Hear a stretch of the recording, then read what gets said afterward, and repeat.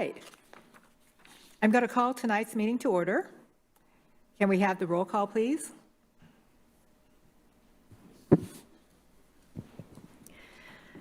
Councilmember McCardle? Here. Councilmember Murray? Present. Councilmember Ryan? Here.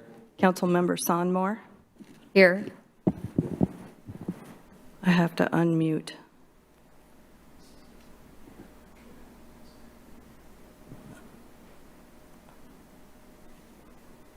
Councilmember Woodard? Here. Mayor Matsumoto Wright? Here. And Mayor Pro Tem Wall. Attending remotely via teleconference. Thank you. Thank you. Okay, so next is the Proclamation for Constitution Week.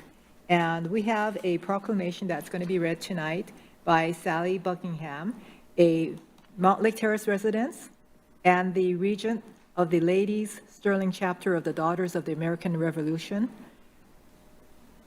And some of us remember her that she's served on this for several years, also on the Arts Advisory Commission. And so there she is. Let me get up here and go ahead and read it. Yeah. Okay, thank you very much. The City of Mountlake Terrace Proclamation, United States Constitution Week, September 17th through the 23rd, 2022. Whereas September 17th of 2022 marks the 235th anniversary of the drafting of the Constitution of the United States of America by the Constitutional Convention. And whereas it is fitting, proper to read, study, and preach the greatest document of human liberty and to protect the freedoms set forth in the Bill of Rights. And whereas it is fitting and proper to officially recognize this magnificent document and the anniversary of its creation. And whereas it is fitting and proper to officially recognize the patriotic celebrations which will commemorate the occasion. And whereas Public Law 915 guarantees the issuing of the proclamation each year by the President of the United States of America, designating September 17th through the 23rd as Constitution Week. Now, therefore, Madam Mayor Kyoko Matsumoto Wright of the City of Mountlake Terrace do hereby proclaim September 17th through the 23rd, 2022 as Constitution Week. Thank you. So I'm going to present this to you, but we need to be in a place where,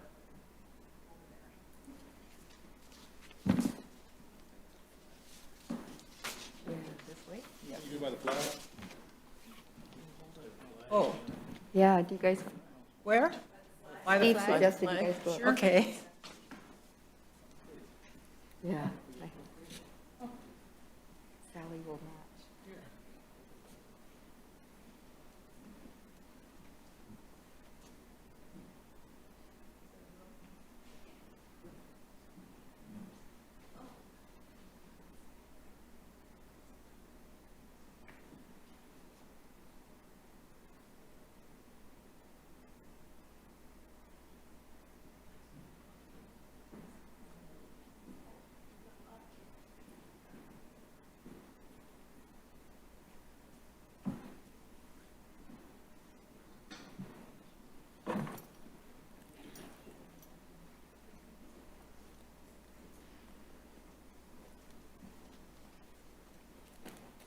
Say that when we put this together, you could hardly see Sally's face over this.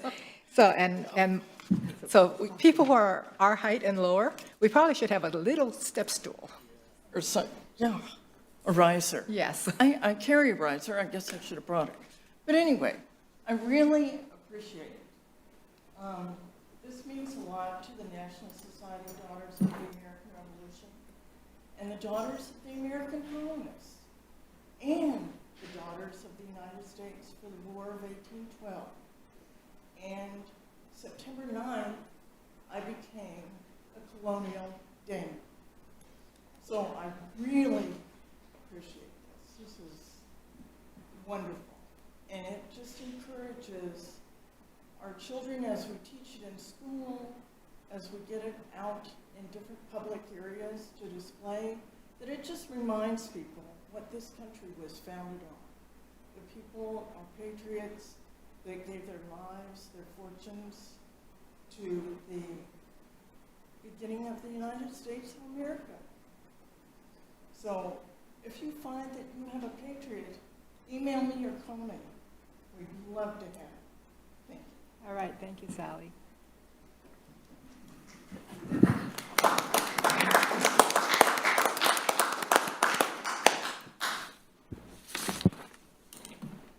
All right, so next on our agenda is the review of the 2022 second quarter Police Department report.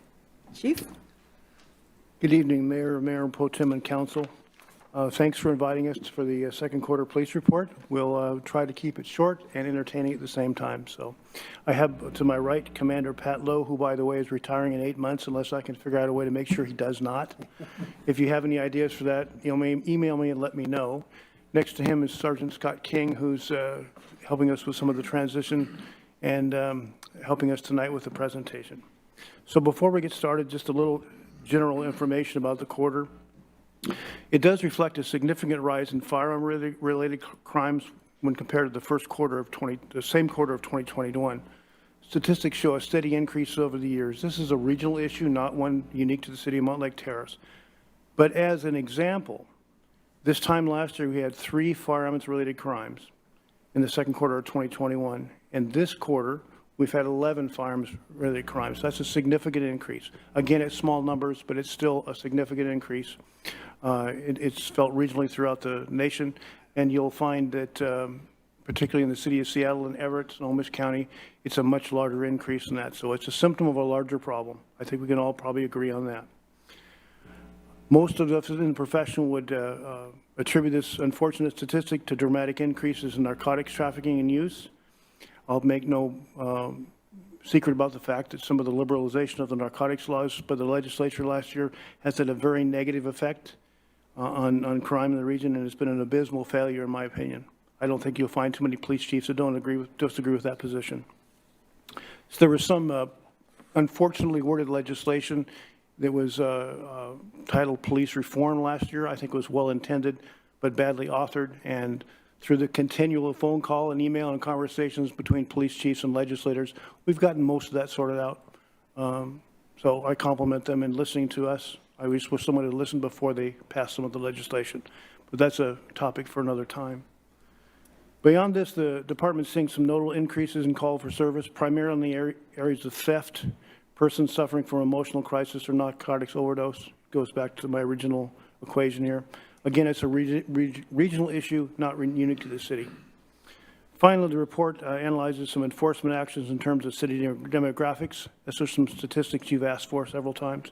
Discusses training, community outreach, investigations, and the UAV, commonly called the drone, unmanned aerial vehicle program. The end of the program features a case study involving an investigation and arrest of an individual wanted for failure to register as a sex offender. So with that, I'll turn it over to Commander Lowe.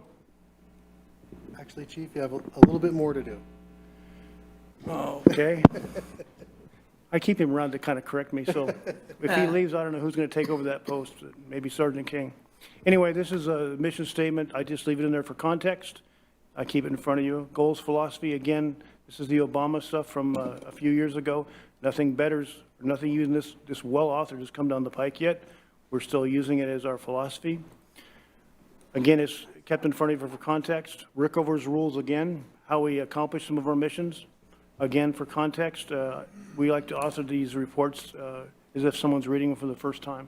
So you'll see these 3 pages again and again. 2022 goals.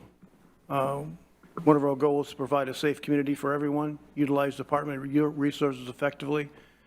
We've expanded the unmanned aerial program. A lot of the suggestions about the past legislation, and these were good suggestions, is to use time, distance, and shielding to our advantage to kind of minimize violence. The These drones have helped us do that, particularly the ones that help us search buildings and get ahead of us. It's a force multiplier. We've been very happy with the program. A little bit more about that later. Focus on community-oriented policing, expand and define the embedded social worker program. That social worker rides with our officers 1 day a week, sometimes 2 days a week, and there's a secondary person that is very skilled in crisis intervention, and she rides with the officers as well. So that program, we got it at a great price. It's called Free, and we utilize the heck out of those folks. Really appreciate their assistance, and they've established a very good relationship with our officers and the community. We work collaboratively with area law enforcement agencies, particularly the Regional Intelligence Group. That is a group of detectives that meet monthly to discuss commonalities in terms of investigations, suspects, things like that. Criminals don't recognize borders, and we shouldn't either, so we work collaboratively. And we have a detective in the United States Marshals of Violent Offender Task Force. We'll talk about that later in the presentation. They helped us apprehend people time and time again. Very well spent money. Incorporate education and long-term solution strategies with enforcement. Utilize code enforcement and animal control to help maintain a clean and inviting environment.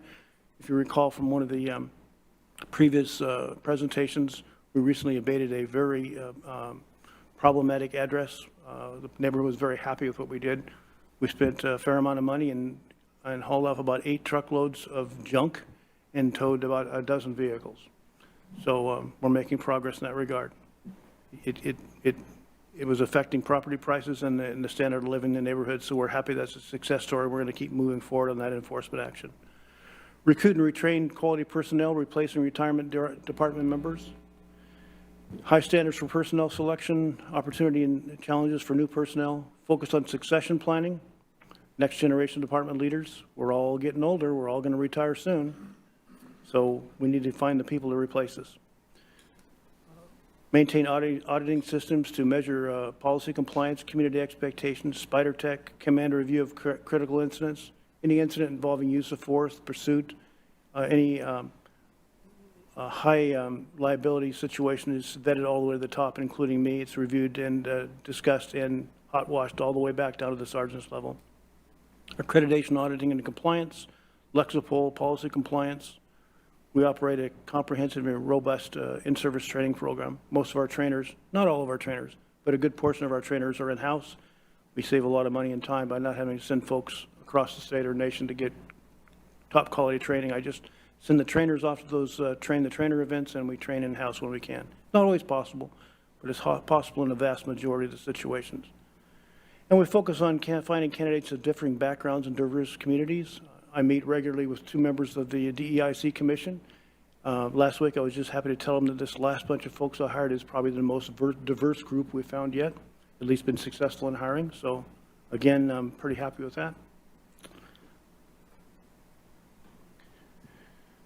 One of our goals is to be regional leaders and set the example for modern police working as it relates to community expectations, listen to the community, update policy, develop and promptly instruct internal training programs, focus on fostering a culture of partnership, be as transparent as possible. I can't always be transparent, but I'm transparent as much as I can.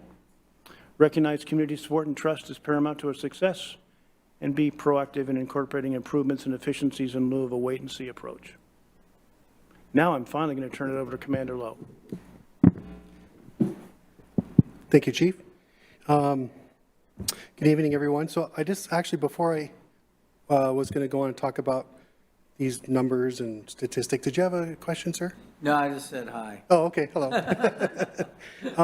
I just wanted to say that it seems like every quarter we come out and we give you guys a lot of numbers and statistics and bar charts and graphs, and I think that these numbers are very important to understand trends and the way things are going and how busy the police officers are out there. But I just want to put out there, if there's something different that you guys would like to see, a different way that these numbers could be presented, or please feel free to let us know. What I've done this particular quarter is I've compared our quarterly numbers for 2022 to the second quarter of 2021. Sometimes I'll go quarter by quarter, but this time I compared them to the same time frame last year. So for context, that's kind of where we're at. But like I said, feel free to, if there's something that, I mean, basically we're giving the same report quarter after quarter with different numbers. So if there's something different you'd like to see, please let us know. So I'll start off with calls for service. Once again, comparing to this time last year, it's pretty close. Most of our numbers are pretty similar to what they were a year ago. COP stands for Community-Oriented Policing. That number's up, looks like close to 100 more this quarter than it was this time last year. Well, we're really focusing on our community much more now than we ever have been. And I think that'll be a reflection in our numbers. So that's a really good thing, right? So we're out there, our officers are out there 100 more times this year than they were last year. There's a couple reasons for that. One is because we're focusing more on that type of community-oriented policing, but also our staffing levels are up too. So we have more officers now that are able to get out there and make these contacts. Also, when we have our social workers out with us, she's out there helping us make these contacts too. So that's why those numbers are up a little bit. A report is pretty much any time a police officer is required to take a report on a case that they're working. Those numbers are almost identical. Traffic stops are very similar. Infractions are very similar. Now citations, it looks like, is quite a drop. So we had 98 at this time last year for these 3 months, and now we're at 49. So that seems like why are officers not writing tickets for suspended licenses or reckless driving? Well, we have this program called the LEAD program, and it stands for Law Enforcement Assistance and Diversion, right? So it's alternatives to booking. So when we sometimes are out there doing these citations, we have alternatives rather than just put someone in jail or write them a ticket for some sort of criminal act. So we're trying to come up with ways to help people rather than just punishing people, right? People make mistakes, and everyone deserves a break. So that's partially why that number is probably a little bit lower than it was this time last year. Just new programs we have out there. As far as arrests goes, it's pretty close. Domestic violence related crimes, that's all domestic violence related crimes, not just assaults. That could be order violations. It could be a domestic violence, malicious mischief, where someone broke their significant other's property. So that's all DV rated crimes, almost identical. Vehicle thefts, pretty close. Catalytic converter thefts, you know, that's big, right? Those numbers are down quite a bit, and I think that's because a lot of law enforcement agencies are coming up with ways to prevent people from doing this, a lot more proactive police work. We see people in the middle of the night walking around that don't belong. We're going to talk to them and tell them not to steal people's catalytic converters, because it's a big hassle when you get yours stolen, right? And no one wants that. So, and if you look at vehicle prowls, that's also way down. And I also say that that's because we have much more proactive police work going out there. We have, our staffing levels are higher, so we have more officers to have more time to go out there and be proactive, be visible, and crime prevention, in my opinion, is always way better than catching the bad guy after the fact. So we're preventing those crimes by being so proactive and being so visible, and our staffing levels are up, we're able to do that. And then burglaries was about the same. Now, I showed this slide last time. I think it was on our first quarter report, and I didn't anticipate talking about this again until I ran the numbers and found out that our gun-related crimes went up again this quarter. So first quarter of 2021, as you can see, it's progressed 1, 3, 7, 8, 9, and this last quarter is up to 11. So I talked with Sergeant King earlier tonight to try to figure out why these numbers are continuing to rise. And, you know, there was some legislation recently that restricted law enforcement's ability to maybe handle crimes a certain way. And so therefore, some of these bad guys are getting their hands on these guns, and they're using them to commit crimes. We talked a little bit last time about these ghost guns or unserialized firearms. A lot of states now have made those illegal, and I think that these numbers are hopefully going to start going down again. I think the pendulum is swinging the other way. I think it's becoming more difficult for the bad guys to get their hands on guns, but I think it's going to take time. It wouldn't surprise me to see the numbers go up just a little bit more before they start coming back down. So I just wanted to put that up there to say that, you know, even though crime is low in our city, and I think we have a pretty good handle on things, there still is a little bit of a gun problem out there with gun-related crimes. Moving on, we're going to talk a little bit, well, these are our demographics. I think that these have been the same ones since 2021. I haven't seen any new updates. And we'll talk a little bit about infractions by race. These numbers are also numbers that we present to you each quarter, and they're pretty similar from quarter to quarter. So here's our infractions by race, and the next slide is arrests by race. And once again, if you have any questions on any of these slides, feel free to ask. Chief Cott talked a little bit about our UAV program, AKA drone. Some people think drone is kind of a bad word, but that's what they're called. So I'll probably call it drone because I forget what UAV stands for. Unmanned aerial vehicle, I think is what it is. The reason I put this slide up here is because last quarter, we had 13 drone deployments, and there was about 4 hours of flight time. I'm not talking about this time last year. I'm talking about January, February, and March. So 13 deployments and right around 4 hours of flight time. This quarter, these last 3 months, we had 41 deployments and over 11 hours of flight time. So that's very significant in showing how valuable these drones are. And so some of the things that we've talked about before that we can utilize these for are, search and rescue for lost people, whether it's elderly, whether it's children. We can use them for aerial photos for if, let's say, we have a house that we're going to do maybe SWAT is going to look at a house because there's a bad guy in there. We can do aerial footage of that. Or if we have a bad guy that committed a terrible crime that's on the run, we can look for them. So these drones are really working out. This last quarter, 25 deployments were assist to other agencies, and then 16 deployments were within Mountlake Terrace. The reason I put that statistic up there is because of the mutual aid aspect of this. We can really share our resources with other agencies, and in turn, they have resources that we don't have access to that they can share with us. And it's a really good way to work together with these other agencies. For example, we can send one of our drone pilots over to Edmonds or to Linwood, and they can use us for that. But let's say we have someone where we need a tracking canine here. We don't have one of those. So they'll loan their tracking canine to come over to our agency to help us out. And it's just a good way to keep in good hands with other agencies. So I think that's very important. And on that, I'm going to pass it over to Sergeant King for his very first quarterly presentation. Good evening. So training's extremely important for us at the police department. Can you hear me? Helps us keep up on standards and current case law and current technologies. And ultimately in doing that, it helps us keep our officers safer and the community safer as well. So I'll touch on a couple of the trainings that we did this last quarter. Officers attended on understanding implicit and explicit bias. Officers also attended PSR, which is police skills refreshers. In that, we get to practice our emergency driving, our defensive tactics. We get case law updates.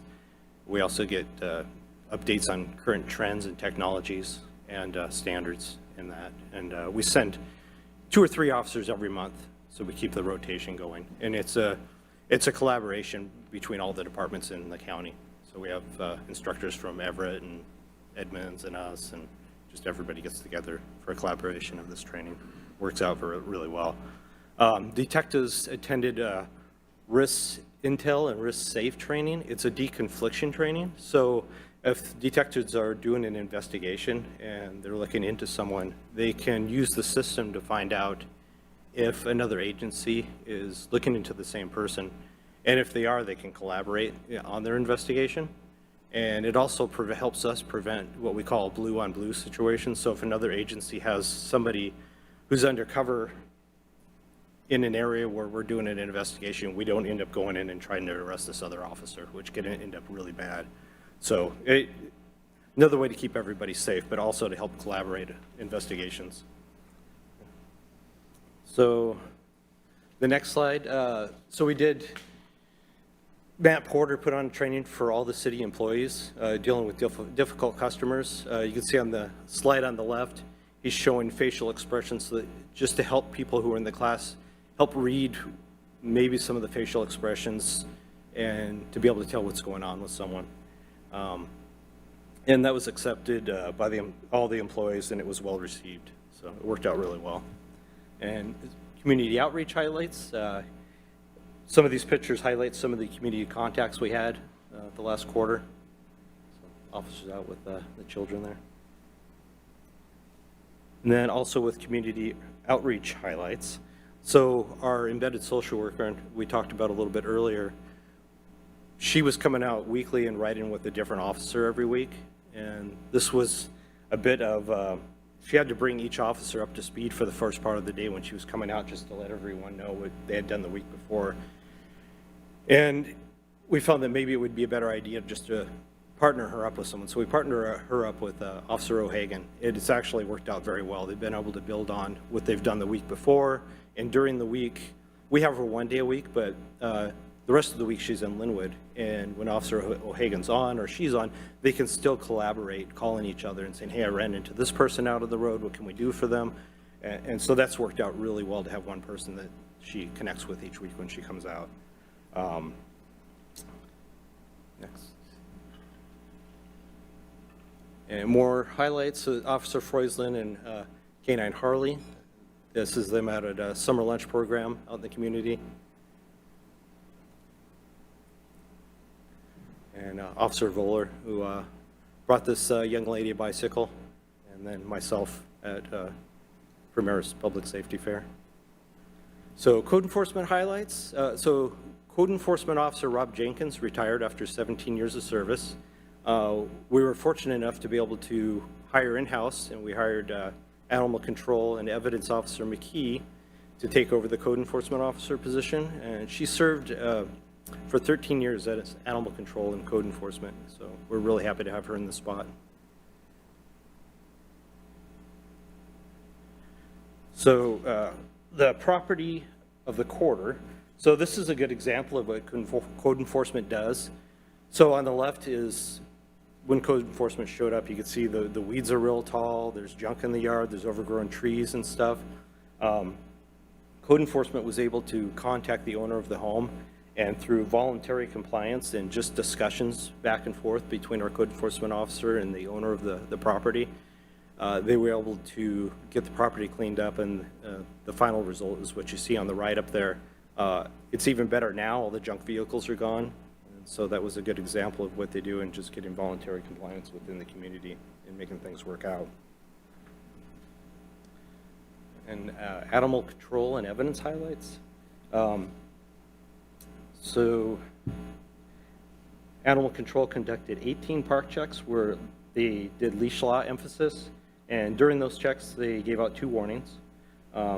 There were also numerous additional checks throughout the second quarter through the parks.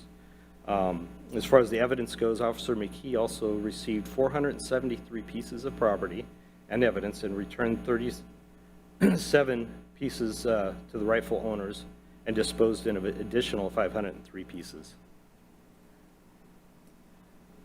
Records highlights. Record specialist Tammy Custer was selected as the new animal control officer.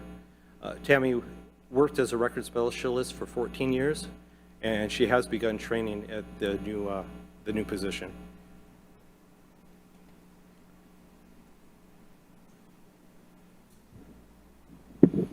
All right, we're going to move over to some investigative highlights.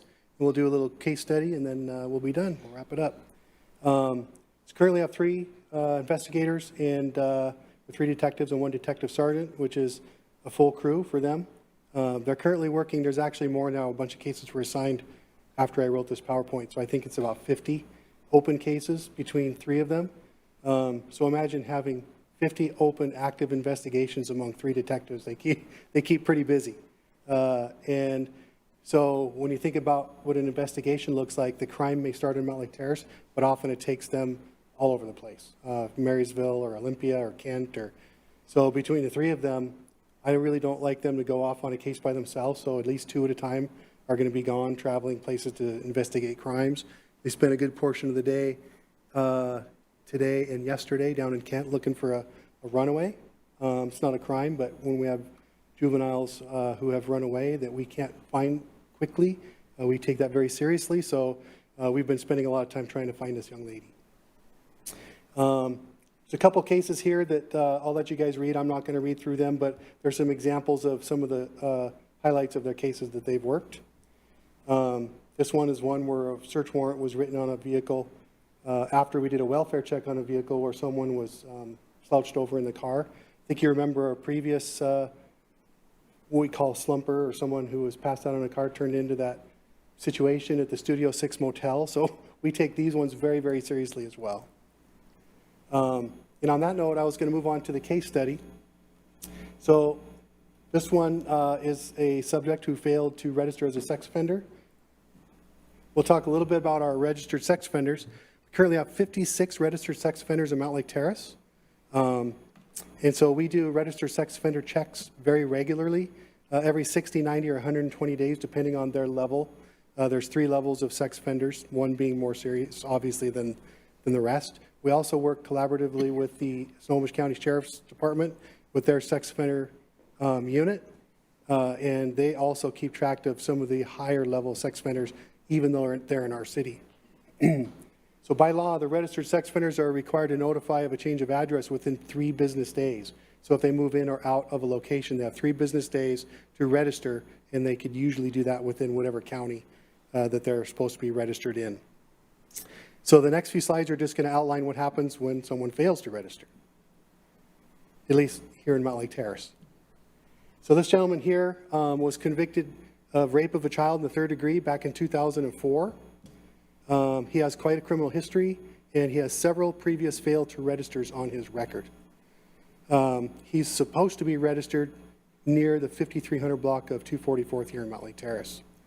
He's also currently, well, he was at the time currently on Department of Corrections supervision, so he has conditions that he has to follow through Department of Corrections and conditions that apply to his status as a registered sex offender, which means he gets checked on a lot.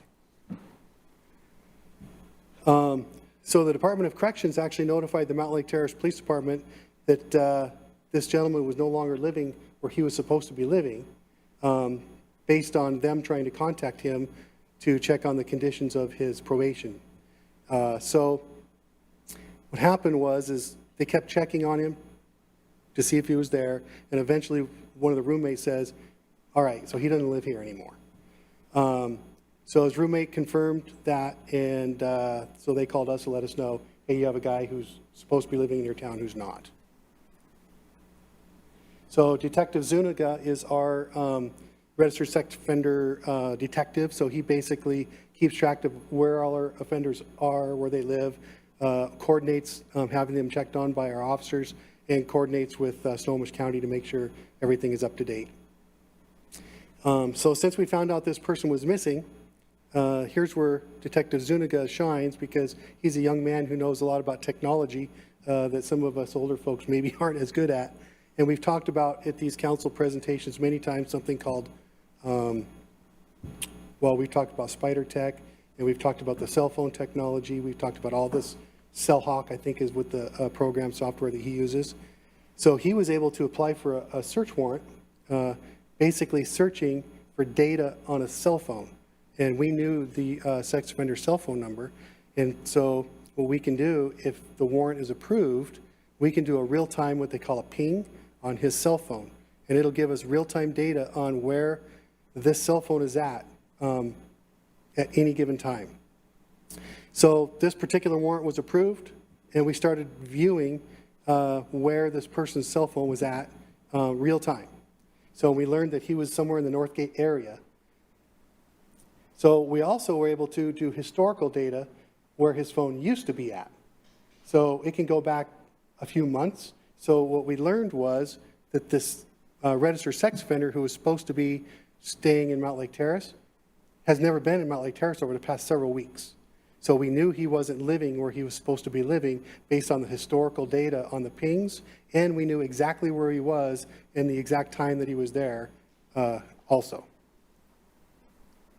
So what this is it's, if the video works, hopefully it does, it's going to be a little video of basically a graphic pointing every time his cell phone pings on a cell phone tower, and then it pinpoints down to his exact location. And that's basically all it looks like for us. But more data will come in. It'll actually, this section right in the middle will actually give us the exact location of where you're currently at.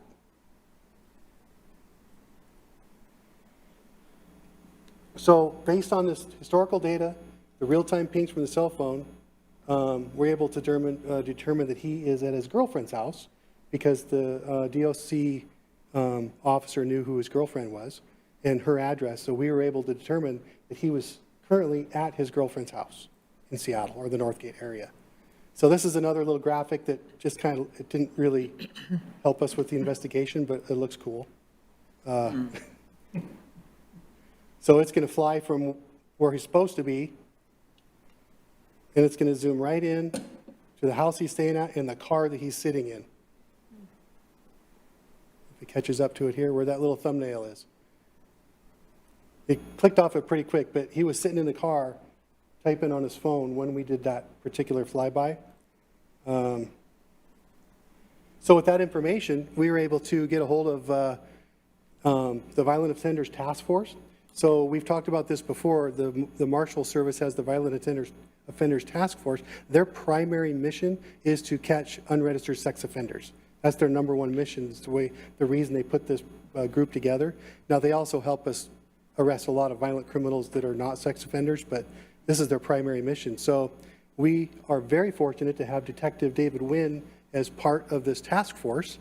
So Detective Wynn and Detective Zuniga got together, and Zuniga said to Wynn, hey, we have this really bad guy. He's in Northgate. We want to catch him and arrest him.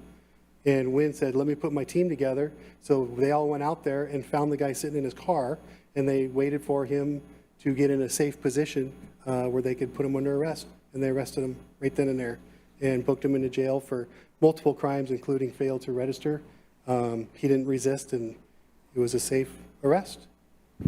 And that is all we have for you for the PD report. And if you have any questions, feel free. Are there any questions? Go ahead, Councilmember Sonmore. Take this off for a minute. Well, first of all, I want to say congratulations to Commander Lowe for your upcoming retirement. You've been a foundation here since basically I started, so it's going to be sad to see you go, and just thank you for all your years of service of protecting us. I know it hasn't been easy and it hasn't been fun, but somehow you were able to do that, so thank you very much for that. Thank you. I just want to thank our officers for all their hard service, and I always appreciate what you have to go through and how you handle yourselves over all the different crimes that are continuing to increase in our neighborhood. So the first thing I wanted to ask, did we get a new dog, Harley? Yes, so I think we're all aware that our K-9 program went through some good times and some bad times, but we now have Harley. What kind of dog is Harley? Look like a He's a chocolate pointer, or? He looked like a chocolate lab. Yes, and he's been doing great. Oh. Been doing great, although I was at my desk eating dinner, waiting for our presentation tonight, and he apparently was hungry as well because my garbage can ended up on my floor, but that's okay. No, he's doing good. Officer Foyslin and Harley are out there, and they're active, and they're doing really good, so yes. Hey, they depend on us for food. They don't have any hands, so sometimes they have to do what they have to do. So, also, I wanted to talk about burglaries. You said ask if there are more details. Can you tell me is it mostly primarily residential or businesses, and is it increasing over the years or this last year in certain areas? So I don't have the exact numbers, but we have more residential burglaries than we do commercial burglaries. And once again, I can't give you the exact numbers. I can get that to you, or I can bring it to our next quarterly presentation. And as far as increasing, I would say no. I think that it's probably decreased a little bit as people start getting the Ring doorbell cameras, security cameras. The crime prevention portion of that is really helping with burglaries. So once again, without having the exact numbers, I can't be for certain, but they've definitely gone down for sure over the last few years. And the gun-related, what I saw, it was up to 12, I believe. Can you tell me what types of crimes that they're committing with the guns? So that's a little bit hard to answer because each quarter, it could be very different. Sometimes there could be an actual shooting where someone shot at or shot someone with a firearm. Sometimes it could be a brandishing. So maybe there was a crime where someone had a gun and he pulled it out to scare somebody. They call that brandishing a firearm. Oftentimes, a gun-related crime could be like, for instance, on this presentation here, one of the cases I didn't talk about, when we searched a car, we found a gun in the car. So that technically is also a gun-related crime. So it was a crime of possession of narcotics and maybe some warrants, but there were firearms involved because we found them in the vehicle. So each quarter it could be different.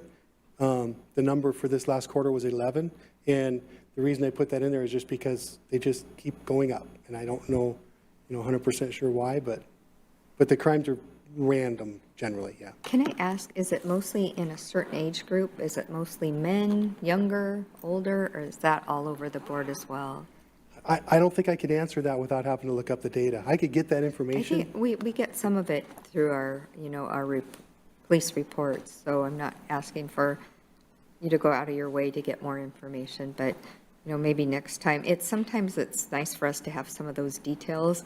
I know you guys see them, but sometimes it makes more sense to see some of the details, such as the next question I'm going to ask you is the Safeway parking lot. It seems a little more cleaned up than it has been.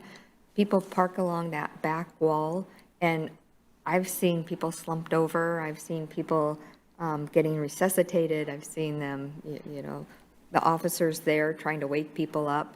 But there's also some weird other stuff going on in there. And I'm just wondering, 212, I just had a girlfriend move out of 212, and she actually grew up in that area. And on our reports that we see a lot of crime going on in 212.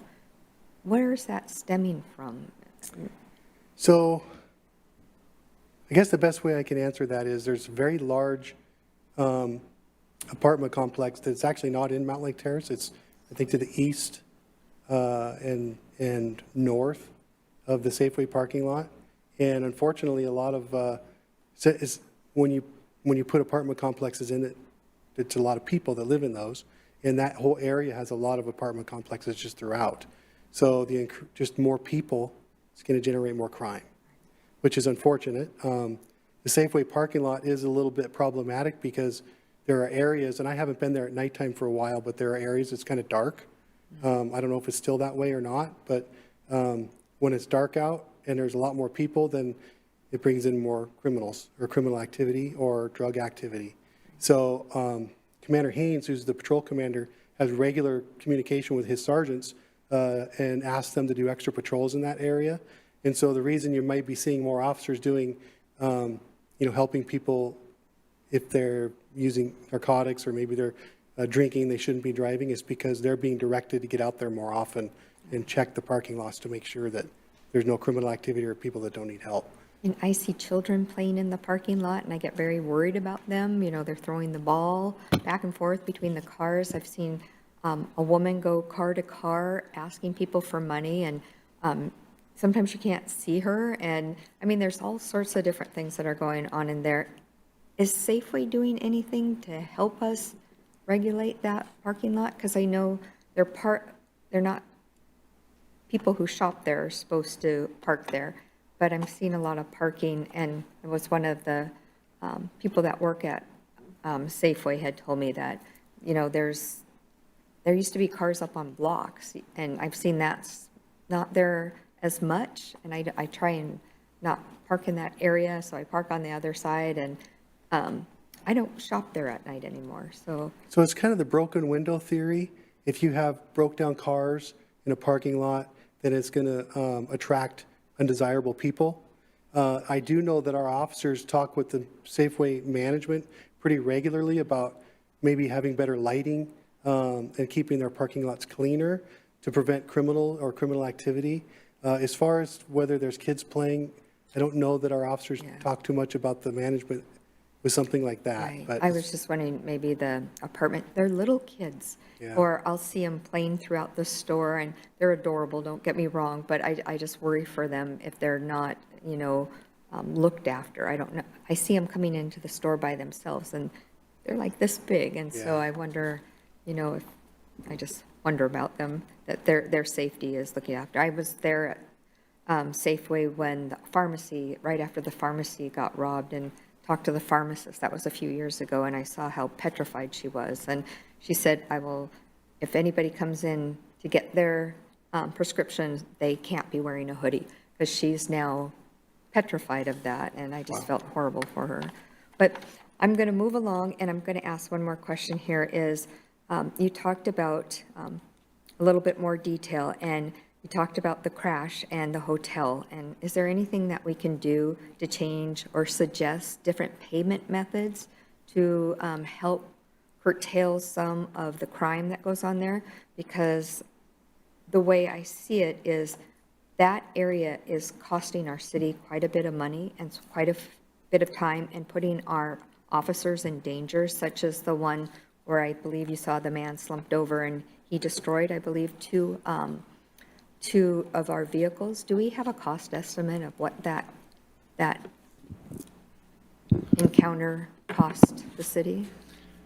I don't have a figure, but I know it was a lot, and we lost 2 vehicles. One was repairable, one was not. And we actually had to lease a vehicle from a company to keep our fleet up to snuff so we could actually man the road. But I know our city attorney, Hillary Evans, has talked to management, as have I and other people, about stopping the practice of taking cash. I know that's what you're talking about. If a person doesn't have a credit card or a debit card, there's probably a reason for that.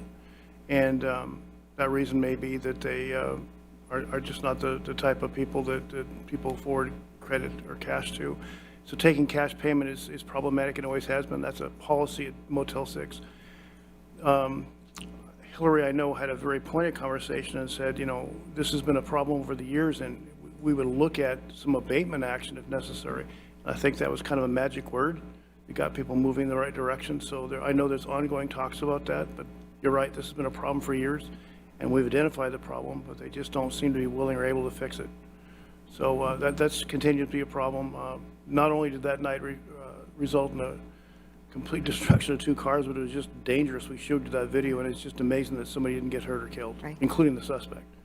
So we still like to correct that situation, and we've been after them pretty aggressively to at least in that location, because of where it is and the history, stop taking cash. That would solve probably half the problem.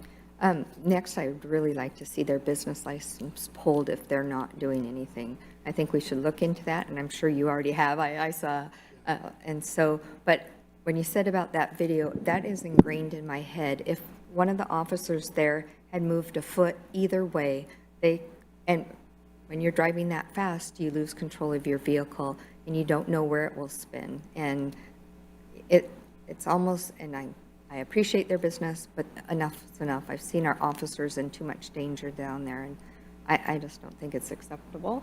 And so I'm just going to put that out, and you probably already know that, but I think you should know that we also are worried about your safety as well. And that particular night, the officer, I wasn't there that night. The decision, if the decision had been made to use deadly force, it would have certainly been justified. And again, that's at the cost of someone's life.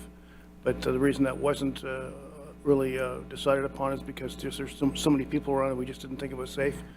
As it was, it turned out okay, as well as okay. We did capture the suspect. Nobody got hurt. But for the grace of God, it would go a different direction. You're right. And if I may, I just want to let you know, I was involved in those talks with our city attorney, as well as the legal counsel for the Studio 6 Motel, their manager there, and the regional manager for the organization. And they are very, very interested in working with us. They do not want trouble. They have changed their payment process already, and they do not accept cash anymore. They require valid identification. They require credit card payment. They've also taken steps to make sure that guests also have to show particular documentation for them to stay. and they're organizing their parking situation. So there can't be cars there unless they know whose cars are supposed to be there and belong.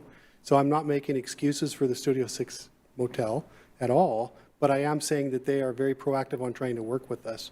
We've actually had meetings with our code enforcement officers as well to go over there to help them fix their fencing and their lighting to make it so it's not so dark and dreary in that area. So to this day, we're still working with them on trying to fix those problems. So, and they're being very, very cooperative. And I'm glad you gave us that report. There's some shiny hope there. When we had to go door to door in that area, when Cheryl DeBose was missing, we talked to a lot of the neighbors, and they were really complaining about it too. So we know it's been going on for years. Yes. And I worry about their safety as well. So thank you for giving us some hope. Okay. Thank you. All right, anyone else? Councilmember Murray? Thank you, Mayor, and thank you all for the presentation tonight and all of the work that you do, and congratulations on the hiring success. I was very excited to hear that, if not the most diverse, one of the most diverse hiring classes that we've brought in. It's super exciting news. I know we've talked a lot about your efforts over the last couple of years and appreciate that those are starting to show results. So that's super exciting. I did have a couple of questions. One was around the community-oriented policing. I know, again, we've talked about this in the past, but for those that maybe are hearing your presentation for the first time and that increase, can you talk about what that means? So it just means that officers are getting out in the community and making contacts. And you can see from some of the traffic stops where they've gone down a little bit, focusing more on some of the community-oriented policing, talking to people and getting out and visiting with businesses and churches and schools. And so that's part of the community-oriented policing. Also having our embedded social worker out there. We've started in having programs like Cops and Clergy and getting to know some of our community faith-based leaders. So that's kind of some of the stuff we've been doing, and we're looking on building on that and just expanding it. It's actually been a lot of fun to get out and do that. Well, thank you for those efforts. I definitely appreciate it and have heard good feedback from the community around those efforts and being able to build those relationships. So thank you for that. The other question, was around the numbers. So I think I like the quarter to quarter comparison, so really appreciated that.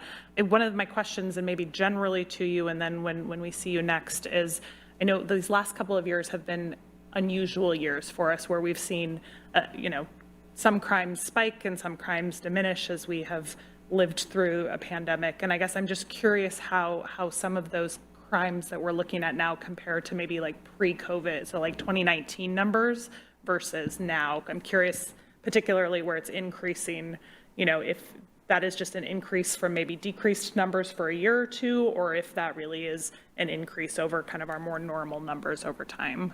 I can't be super specific. However, I actually sort of researched this probably a month or two ago, and it's normalized it's pretty comparable to what it was pre-pandemic. Okay. So I haven't seen any major increases or any major decreases on any of the crimes. Now, keep in mind that in Mountlake Terrace, crime is very low compared to many, many other places. So when you're talking about very small numbers, an increase of 3, if you look at percentages, that could be, and we've talked about this before, it could seem like a big jump, but really we might have 11 burglaries and then we have 13 maybe the next quarter.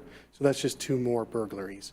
So the numbers have generally normalized, and I haven't really seen anything significant one way or another since pre-pandemic to now. Very interesting. Thank you. I appreciate that. Do you know, I guess, since we've specifically talked about the increase in gun-related crime, do we know if that is also similar, like those higher numbers are similar to pre-pandemic, or are those an increase, or do we know? I wish I could say that's normalized as well, but I can't. Okay. There's way more gun-related crimes now than there has been since maybe, back in the mid-'90s when I started. Wow. Okay. It was kind of high back then, when we had more of a gang problem and stuff back then, but it went way down for very many years, but now it's creeping back up again. So that's one number that's significantly higher, but once again, it's 11 versus 8, 7, 6. But in those small numbers, it's definitely more. Well, thank you so much for that, all of the information and all of the work, and appreciate your time here tonight. And Thank you. Thanks. All right, do I see anyone else? Councilmember Woodard? Thank you, Mayor. I think I have 3 comments as opposed to questions. First comment is the pinging. Absolutely frightening, but very happy you had the access to it. I happen to know that area has already got enough problems, so to have somebody who's not reporting that they're a sex offender in that area where there's a lot of sex trafficking going on, more power to you. But do want to be clear, that was absolutely frightening, which again, not on you all, just to think that that's, I want to call that the Candy Crush case, because he was probably just playing a game and getting pinged, right? How's on the phone that much? 2, moving high road, I wanted to applaud you. You probably know this because you get reports, but last month, in August, we had over here at the library a group called Alternatives to Violence. It's a group that came through to just talk about it and then really focusing on our schools. And I want to say you had 4 or 5 of our officers there. And that's just my way of saying I applaud that, because that was showing that, as the name is called, Alternatives to Violence, that we're invested in all ways of cutting down crime. And it was a nice, I'm going to say nice smattering of who showed up. You had a detective there, you had one of your new officers there. You also had an officer who was doing, what's it called, a ride-along. So it was a nice display of the police, is what I would say. And I actually found myself, because I should be clear, not everybody received it the way I did, which I was positive, others weren't as positive, but it gave me an opportunity to really sing your praises as well. That I get it, all the issues with the police and the defund police, I think you said you brought that into the space earlier. And it's to recognize that, yes, Mountlake Terrace is part of a larger system, but in this city, we are doing what we can, and I would argue in some cases going above and beyond what others would say, oh, I don't have to do that, and we are doing that, and showing up in spaces like that, to me, are examples of that. And then the last one really is just, again, to make sure I always say thank you for the work that you do. I appreciate the case studies. This one wasn't violent as per se. It was a lot more back end. But for those of us who do a lot of paperwork, we know that's a lot of work and activity invested in, criminals. So it doesn't always have to be putting yourself out on the street and maybe getting run over. There's still a lot of work that's going on, and I appreciate that. And again, it starts at the top.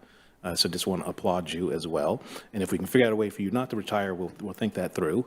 But do want to acknowledge that really it's the leadership that sets the standard, and then the officers, do their best to live up to that standard. So thank you for that as well. All right, do we have anyone else? Go ahead.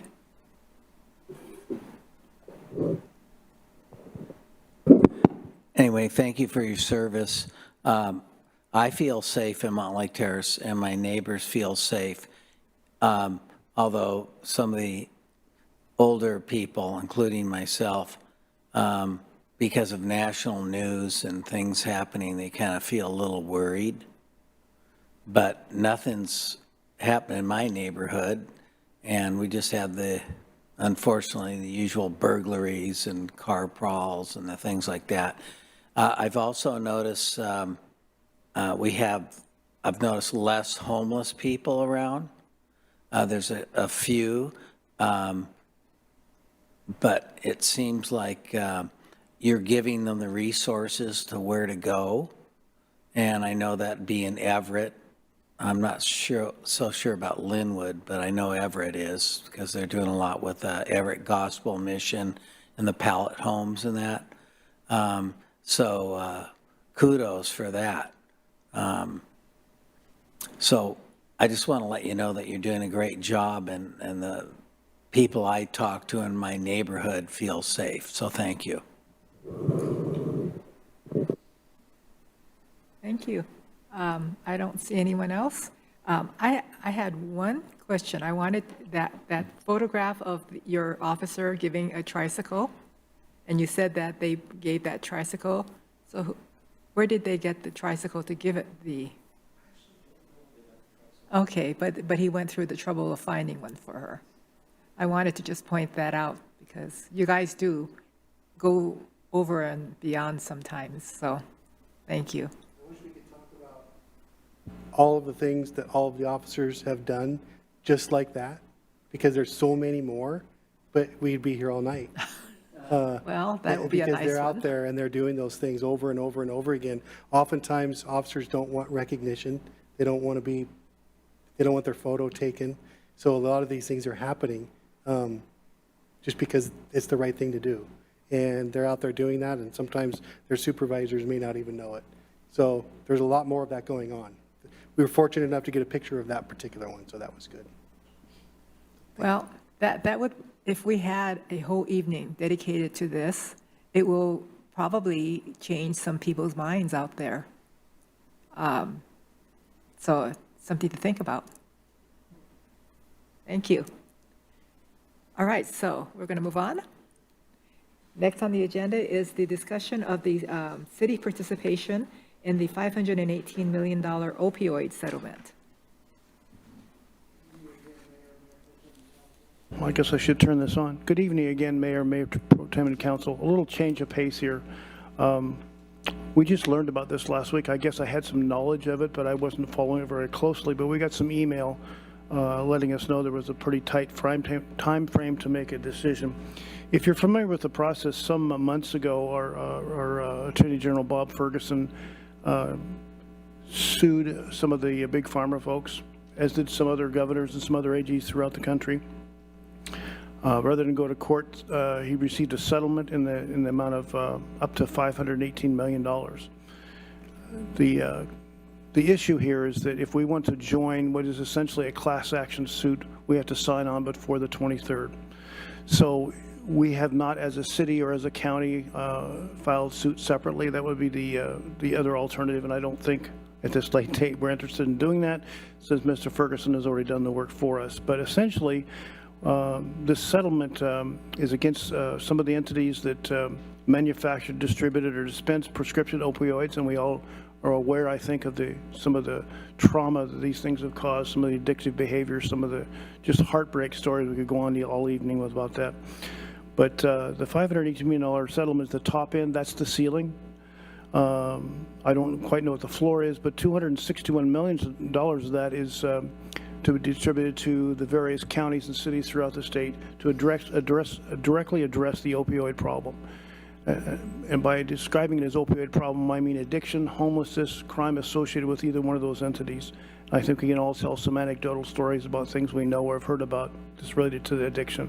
The funds will be paid over 17 years. Cities and counties wishing to participate must submit the necessary participation forms by November 23rd. That's what we're asking you this evening. If we're successful in getting our paperwork in time and you decide that the city manager should sign this participation form, we'll have the ability to earmark a portion of that $261 million. Now, granted, that's not $261 to the city of Mountlake Terrace. It's all figured on a population, entities, and things like that, but I can assure you that it would divide $261 million by 20 or 30 entities. That's still a seven-figure sum. So that's significant funds that we can use to address the issue. If and when we get this money, it has to be used to address the problems, and I think we can probably be pretty broad in how we define the problem: addiction, homelessness, crime associated with it. But I've heard you talking many times about what you'd like to do in the community for affordable housing, for addressing addiction, addressing the crimes associated with addiction. This is a chance to receive some money to really throw at the problem.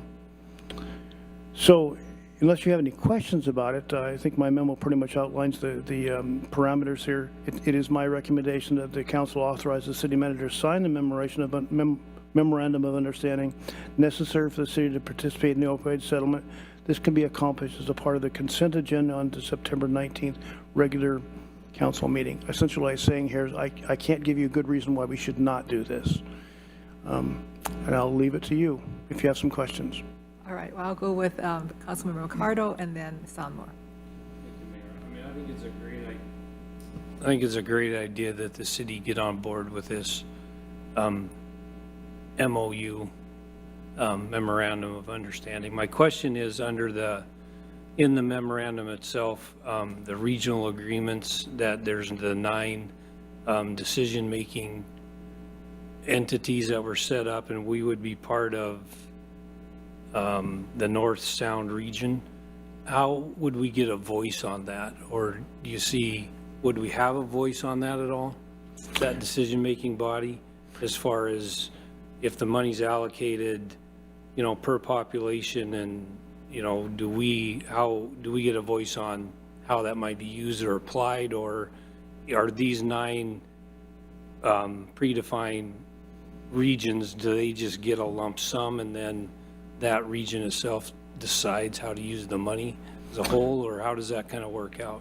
Those are all good questions I Yeah. don't really have good answers for. Okay. But I can assure you that we'll have a voice because the city manager and the city attorney and I will make sure we do. Okay. But I think that MOU is a very complex document, and it's confusing in a number of ways, Right.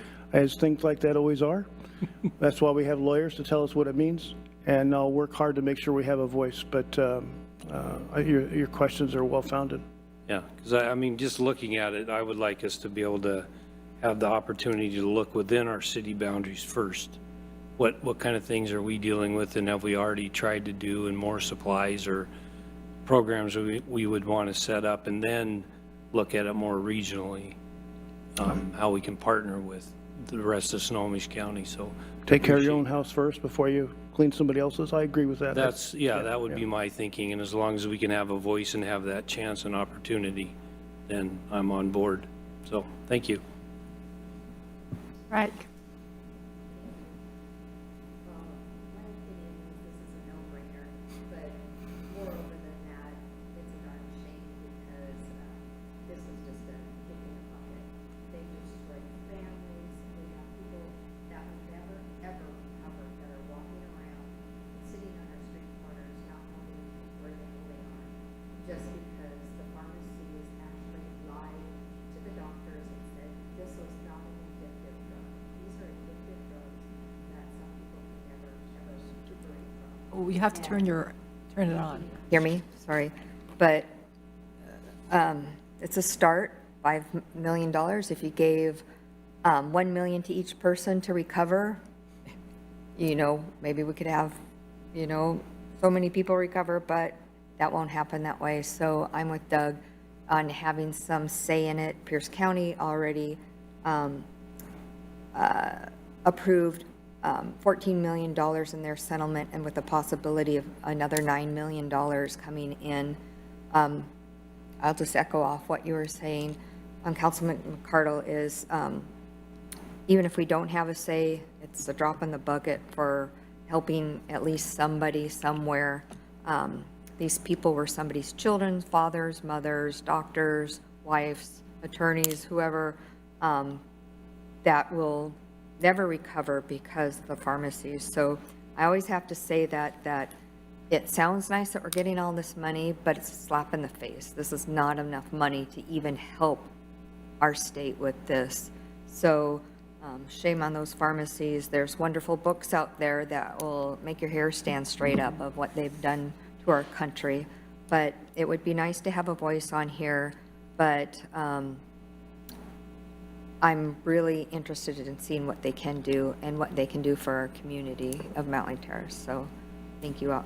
We'll hold them accountable. Yeah. Anyone else? Oh, Councilmember Murray? Thank you, Mayor. I would weigh in and echo support for moving forward with this and appreciate you bringing it forward in time for us to be able to participate. And at least how I read the MOU was that as a participant, if we're opting in as a participating community, that we would absolutely have a say in how those funds were spent and a seat at the table. So yeah, hopefully that helps folks feel more, I guess, supportive of moving forward with it. I think that's absolutely something that, at least my interpretation of reading it, is that we would have that as we moved forward. Anyone else? Okay, so this will be on the consent calendar. Everyone's agreeing to that? Yes. Great. Thank you. Thanks for your time tonight. Okay. Can we, 5 minutes? All right. We'll take a 5-minute break. We can stop the recording.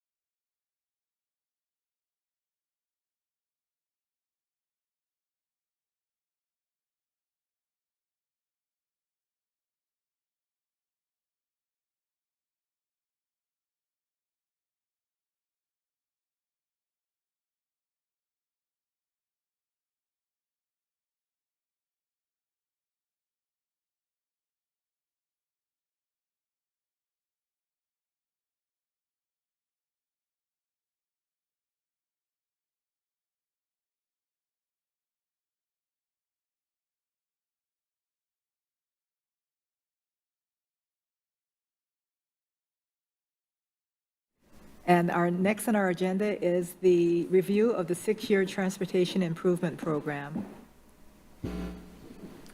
Hey, good evening, Did you want to introduce yourself? Madam Mayor, Bill? council members, and including Mr. Woodard. I don't think you and I have met. I didn't get a chance to meet you last week. Interim Public Works Director Phil Williams, good to be with you all. My first time doing any business with you. I'm joined tonight by Mark Safarian. He's a civil engineer too with the city. His primary portfolio is as a traffic engineer, transportation engineer, perhaps more broadly, and the two of us would like to present to you tonight the draft of the current update to the Transportation Improvement Program. And we have a number of slides to go through. I want to say up front, I acknowledge that this got put into your packet quite late. You know, we are currently affected quite a bit by some vacancies in Public Works. And so it pretty much just Mark and I trying to pound this out the last couple of days. So we'll see how this goes. Looking forward to the discussion both during this. Stop me anytime for questions. I think that'd be the best way to do it. I'll go through it since you probably haven't had a chance to see the memo that was in the packet. It is in there if you'd like to review it. So we will begin if that's all right. So just some stuff I'm sure you hear every year, but it's probably worth repeating.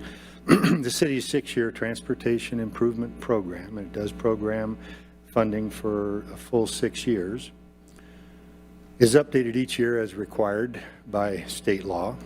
And this update must be then, once approved by council, and we'll bring it back to you next week for a public hearing, and if you choose to do so, approval. Once it's approved by the council, it will be incorporated into the state's plan. It has to be adopted by an amendment, or excuse me, by council ordinance, I think, to be then sent to the state and incorporated into the state plan. All of this is quite prescriptive, and it's really important. I think it gives some intellectual integrity to the process here at the local level for the council, for staff, for the public, to see what the vision is for transportation projects in the city for an extended period of time, including some of the current years, like we're developing the 23-24 budget right now. And we certainly focus on the front end of the plan even more so because we have more information. It also provides some rigor for the state to look at all of these various TIPs from all the cities and counties to get a look at what the state's needs are and how they integrate with the state DOT's programs and projects as well. But a really important feature of it is that if you have it approved and part of the state's TIP, that's what makes us eligible to apply for state and federal funding for grants to do these projects. So in this next tip, which covers the years 2023 to 2028, these are the broad goals of that, is to first and foremost achieve City Council's transportation goals as reflected in your approved transportation master plan, which was processed by Council in 2020. And to continue some of our core programs. These are not necessarily specific projects that you find on a map, but this is funding set aside for specific purposes that the city has, and they're important ones. Paving, you've been putting aside about $240,000 a year for paving. It doesn't mean you will necessarily spend $240,000 each and every year. You could save it up for 2 or 3 years and do a bigger project. You have all that flexibility, but that's the general set aside for that purpose currently. It has not changed in quite a few years either. I just mentioned that. And there's the next one on here is also important, the Americans with Disabilities Act, sidewalk and ramp construction throughout the city where we don't have compliant facilities now. We do have an ADA transition plan also approved by the council that highlights the projects that are in the queue to do, and this amount of money each year can be spent or accumulated for larger projects for that purpose. We also have an ongoing need to maintain, replace, and upgrade our signal cabinets, and so we have a $25,000 a year set aside for that. Our bicycle route development program isn't a lot of money, $10,000. It's not like you're going to go out and widen the street to put in bike lanes with 10 grand, but you could look at some of the capital projects we have in transportation and coincident with them, use this $10,000 to do the restriping for bike lanes, things like that that aren't terribly expensive. And some for traffic calming. That's kind of a general catch-all for a lot of things. You can go out and put in radar feedback signs, speed humps, speed bumps, speed tables, new signage, things that would fit into a budget of that size, or maybe you save it up for a couple of years and do a little more. So those are what we're calling our core programs that we fund at that level each year, unless a change is made. But that is the request, will be in the budget, and it is in the TIP. And then I think an important point here is we try to use other sources of funding as much as we possibly can. That's prudent. It allows us to use less of our own money, which will then go further to do more projects. So we do prioritize needed projects that are likely to receive outside funding.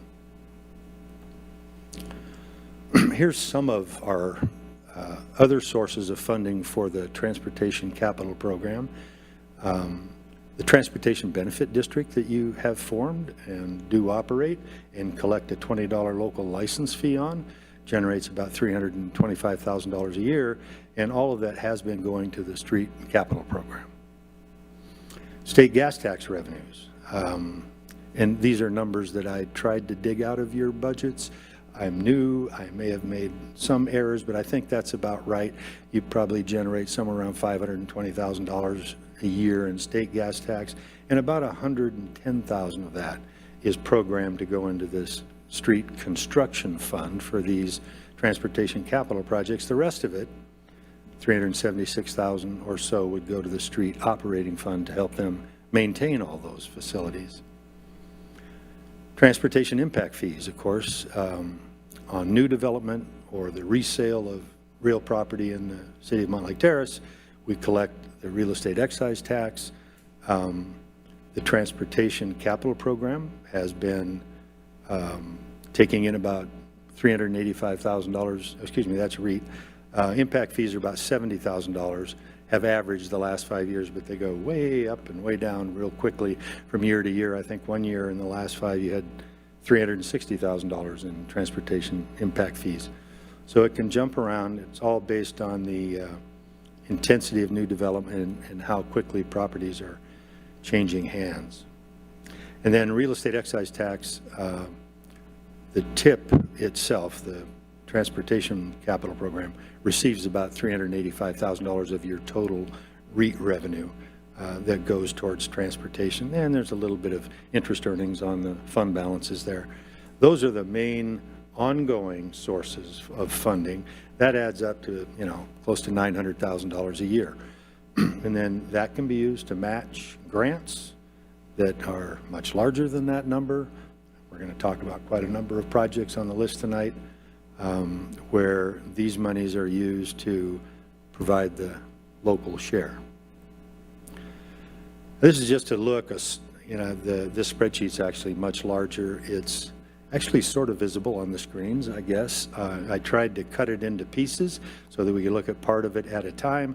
That top white area are the sources of funding that we just talked about. You can see them laid out here.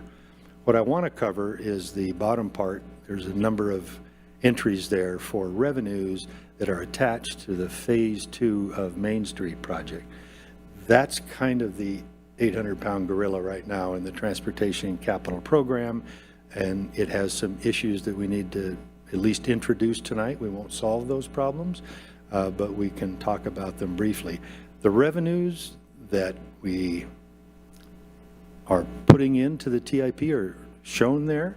They're broken up into the 2 years that will cover the construction of the project in 23 and 24. That should be the bulk of the expenditures for that project.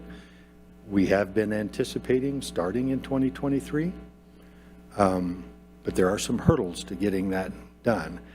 You notice at the top, the first line, there's about $285,000. That's actually money left over from Phase 1. that we do have the ability to use in Phase 2. We'll probably use it the first year to finish up the right-of-way. We'll talk about that in a minute, right-of-way acquisitions that we have, both takes and construction easements. Skip the next line, we'll talk about that in a minute. The third line down is Federal Highways Administration Surface Transportation Program, STP grant that we already have. That's secured, $2 million. Then we have another source of funding, this from the state. They gave us $2.45 million. It's really can be used on both design and construction and right-of-way. And we haven't used that yet. It's broken up evenly between the 2 years here. That's secured, that's at hand. You can count on that. There is some money that we expect to get from some of the dry utilities that will need to be relocated inside the street prism that we're working on. The comm companies mainly. And they're obliged, if the city has a capital project that their facilities where they're currently located are in the way, they need to be moved, there's a process for getting them moved into a location that better fits our new project. And those costs are generally shared. The city has to pay for some of that relocation, but the contractor's responsible for other parts of it. So usually the way it's done would be like this, where our contractor will just go move them, the project will pay for it, and then they'll write us a check afterwards. And those are revenues that would come from those communication companies. And then the second line that I skipped over, and now the last line I will mark in red, those are monies we don't yet have, which is a lot. And I'm going to show you the net result of that right now, and then we'll talk about, I wouldn't suggest anybody panic, but because we have another slide that's going to talk about how we think we might get there. But currently, the total project cost, TPC, is $23.205 million. That's our current estimate. I realize we have 8 significant digits there, but let's just be real. Somewhere just north of $23 million is what we expect the project will cost from here on out, right away in construction. I can break that down for you if you like. In fact, just roughly, there's about $16.6 million in construction costs alone. There's about $4.4 million to $4.5 million needed to acquire all the right-of-way and property interests that we need. There's some city costs above and beyond that to manage the project. That's kind of how that breaks out. But if you add it all up, $23.2 million roughly. What we have in hand and what I just described were the secured funds. And that's 5.187. That leaves a balance currently of just over $18 million that is going to need to be there before the project can break ground. And that will be a challenge. And in addition to that, that right-of-way phase has started. There's been a lot of planning and a lot of design done. There's been appraisals done. Most of those have been received. Many of them have been reviewed by the state, which is required. So we're quite a ways along there, but we haven't actually made offers yet. There's a process we have to go through. Part of that the council will have to participate in. The first real signal there will be, we'll bring you a draft ordinance that is called a condemnation ordinance. Doesn't mean we're going to use condemnation, but generally on a project like this, we have 40 properties that we have to acquire rights on. So you'd pass a condemnation ordinance which would authorize the development, the project team, to use condemnation if it becomes absolutely necessary. And then we go out and we start negotiating with the various property owners and try to come to an agreement with them, and usually the vast majority of them will. It takes a little time, but and we have had conversations already with the property owners, all of them through our consultant. And there doesn't appear to be some large bunch of property owners that are really upset about it. I think it's frankly an improvement that would add value to adjoining properties. That's a good part of it, but there's often negotiations that go back and forth for a while on that. That said, there's 40 properties, and to get all of them secured and in hand, and this is not you don't have to have paid for them, but what we need is possession and use. So you can sign an agreement with them that says, okay, we're going to let you go ahead and go forward with your project. We will sort out the payment and the details on that on a different timeline. That's a legal process. That's what we need to have done by April 1st. So you see money there called funding to be determined. That's a phrase I've used many times the last couple of days. So there's about $4.4 million there that will be needed to finish the right-of-way phase. And then another large sum of money that together with the right-of-way money adds up to $18 million that's needed. So I wanted to just run across a few possible places to look when you're looking for money, especially that much. Some of the really big ones, and looking at it first, additional federal funding. The RAISE grant program, you've heard of that. It used to be called the BUILD program. Before that, it was the TIGER program. It hasn't changed a lot. It's changed in some significant ways that will benefit and perhaps make it more likely that we could be successful than in the past. This was typically a program for really large projects and generally really large cities. A few smaller projects were done in the first two phases of this, but the RAISE program will have a different focus. There's a different administration, so different criteria will be in play, and there's a lot more money available because of the Infrastructure Reinvestment Act. So instead of having the entire United States fight over $1 billion or $1.5 billion every year, there's like $50 billion that are going to be in that program over the next few years. And I think that makes it a far more attractive prospect of trying to apply for and position ourselves politically also for a grant like that. But the timing on it is a little bit difficult for us because we're trying to get, by June 1st, we need to be able to obligate funding. Now those two dates, April 1st and June 1st, we're going to need to go have a conversation with WSDOT through their local programs office and talk about those dates. We've been there before. This project has received extensions before, multiple times. Our last visit resulted in a, please don't come back again. You need to get this done, sort of a conversation. I wasn't there, of course, but still, I think there's a lot going for this project. We've already completed phase one. Clearly, that's a great thing when you're going to tell a story to somebody that you need a little more time. So we will make that effort and see if those deadlines can change. Right now, no guarantee of that. And of course, there's no guarantee of getting money on this program either, but it's certainly a good place to look. Oops, excuse me. Quick trigger finger here. How come that doesn't go backwards? Let's try this. There we go. Nope. Oh, yeah, I was going the wrong way. No, here. No, don't. Yeah, there we go. Now there's one somehow keep going over. I got to go one more. Sorry about that. Okay. Then there's additional funding from our traditional transportation grant funding sources, where federal dollars are programmed in the state of Washington through metropolitan planning organizations like the Puget Sound Regional Council. We work together as a region to prioritize a lot of those fundings that come to the funding that comes to the state from the feds. DOT takes a lot of it, but the rest of it ends up getting passed through to local government. So we can go back to things like the Surface Transportation Program, the congestion mitigation for air quality, safe routes to schools, and all of those programs who have provided funding in the past, and maybe try to, if they liked the project the first time, maybe they would like it even more now that the price has gone up. You know, phase one was about $17 million. They are roughly equal pieces.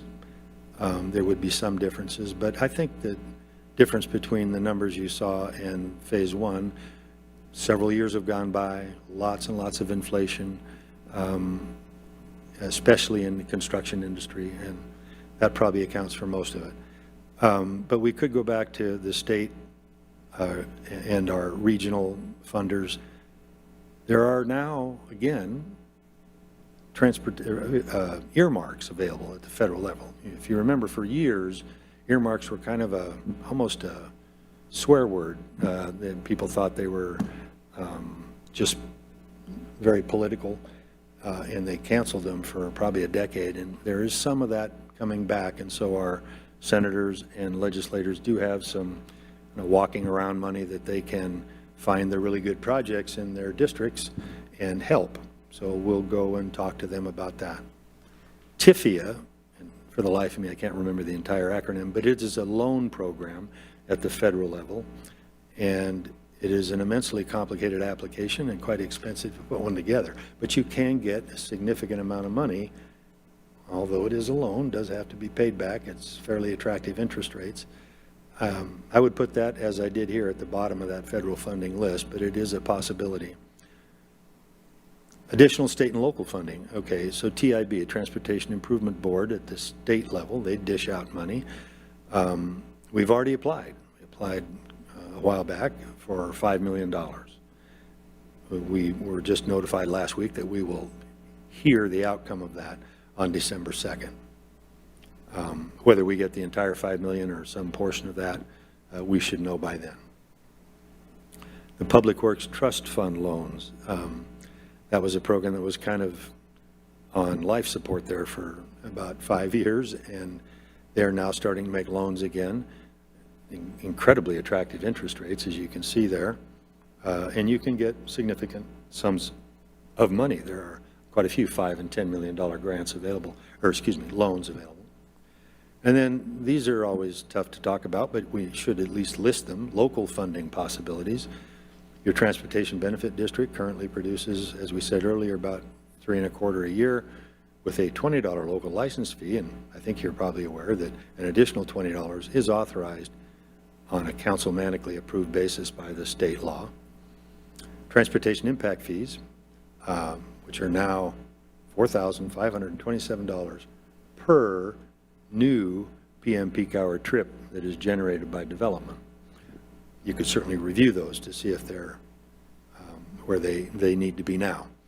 The city has some ARPA funding. I think I believe I heard correctly, there's approximately $4.5 million remaining to be prioritized. There's been a lot of conversations about that. But project funding is a possibility, some of it out of that. And then, of course, the obvious ones, issuance of general obligation bonds or excess property tax levies.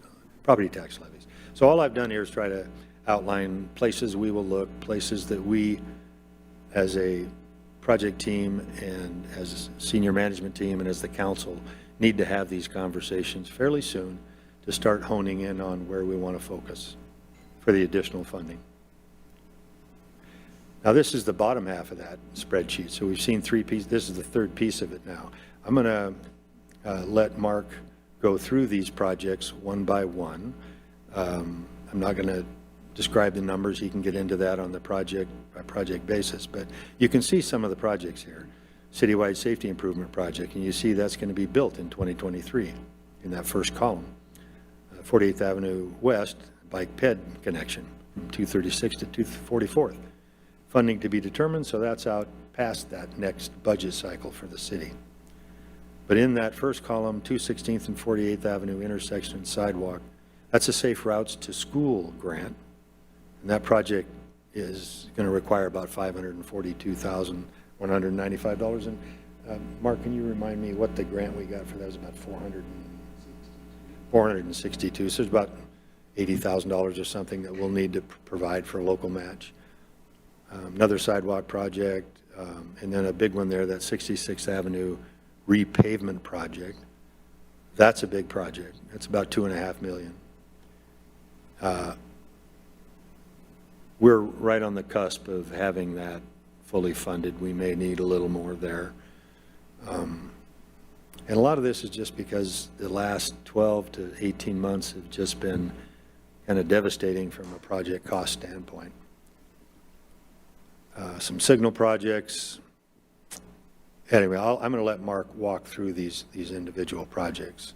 But if you noticed on the top slide, the very top one, and maybe you didn't because I didn't point it out, the ending fund balance in the street construction fund was right at $5.5 million each year of the 6 years, beginning fund balance. And we tried to hold that constant. And you can see if all that money shows up and all these projects get built and they all cost what we're guessing they'll cost, we would end up with about the same ending fund balance as we have started in each of those years. So it does kind of make an even playing field. We're not taking money out of savings. We're showing you what the real costs are and what the real revenues needed would be if you're going to maintain your fund balance. Oh, okay, just a few more of these. This is what it looks like in a pie chart. Same information. Some people like pie charts. You can see, though, on that entire tip, not just Main Street, but all those other projects combined with Main Street, this is how it breaks out. And there's a great big wedge in there called funding to be determined. And most of that really is Main Street. It's not all of it, but it is a large piece of it. And then you've got beginning fund balance, which we're really not going to use, as I just said, unless we need to. There's some fuel tax that goes into this program, as we talked about. There's real estate excise tax, transportation benefit district, a little bit of interest, not much these days. I can remember years when that was quite a bit of money, but there's federal funding, and then there's state and local grants. Those are the revenues on the entire program. And these are the expenditures that would use that money. So Main Street construction, again, that big wedge, starting from left to right, 244th reconstruction, intersection signal improvements, some traffic, a little bit of traffic calming and striping, pavement preservation, hopefully that's a wedge that will grow over time. It really does need to, I think, here. Sidewalks and ADA ramps, and then bike routes. So that's the revenues and the expenditures for the entire tip. Now, two more pie charts real quickly. This is just the first 2 years of the tip, what you're getting ready to adopt your budget on. That seems to be really important. So funding to be determined is a little less on that. The beginning fund balance is a little larger, but again, we're not yet proposing to dip into that. Fuel tax, REIT, transportation benefit district, a little bit of interest, federal dollars, and state and local grants. And maybe I'd just stop and ask, are there any questions to date before Mark starts to walk through the individual projects? Anything? Go ahead, Councilmember Ricardo. Okay. Thank yeah. you. I have one question. Is it, just thinking about Main Street Phase 2 and the fact that that whole project's been such a priority for the city for so long. We have Phase 1 done finally, starting Phase 2. Is it, how do I want to say this? Excuse me. Is it possible for the city to get a loan for the full amount and just use our TBD, the $20 license fee monies, to pay back that loan? Sure. And just dedicate that, and just kind of what would be like the pros and cons or the overall impact to the rest of the program? I mean, it's something we've never really, as a council, talked about. We've always said, let's try to do all these other programs and get grant funding and see how much of it we can do with free dollars, which is prudent. But at some point, it's like, if this is really a priority and we've been working at it so long and we have such a huge undetermined balance that it's like, is it even possible to get it done with free grant monies? Why not look at it differently in the fact that, because you mentioned some loan programs that maybe we can get a loan amount for, what do we need, 18 million? If we could say, all right, we get the 18 million, our TBD monies at $325,000 a year would make that payment and pay it back, and it's just dedicated, that revenue's dedicated to pay back that loan for the life of the loan. And then once it's paid off, we bring that TBD back into our program? I mean, it's It's something. a great question. Yeah. First of all. Yeah. I think at its heart, that's kind of a policy question. Right. Not so much a professional staff question. We can tell you the pros and cons of that and how it would look financially. But I kind of think the best place to start is to get as much of the other money as we can. There may well be a balance left at the end that we do choose to go out and try to generate on our own. We'd like to keep that slice as small as we can, but I certainly understand what you're asking, and I think that's part of the discussion that needs to happen next. After we approve the tip, we need to knuckle down and focus on Main Street and figure out where the rest of that money is going to come from. And we're happy to work with you on that.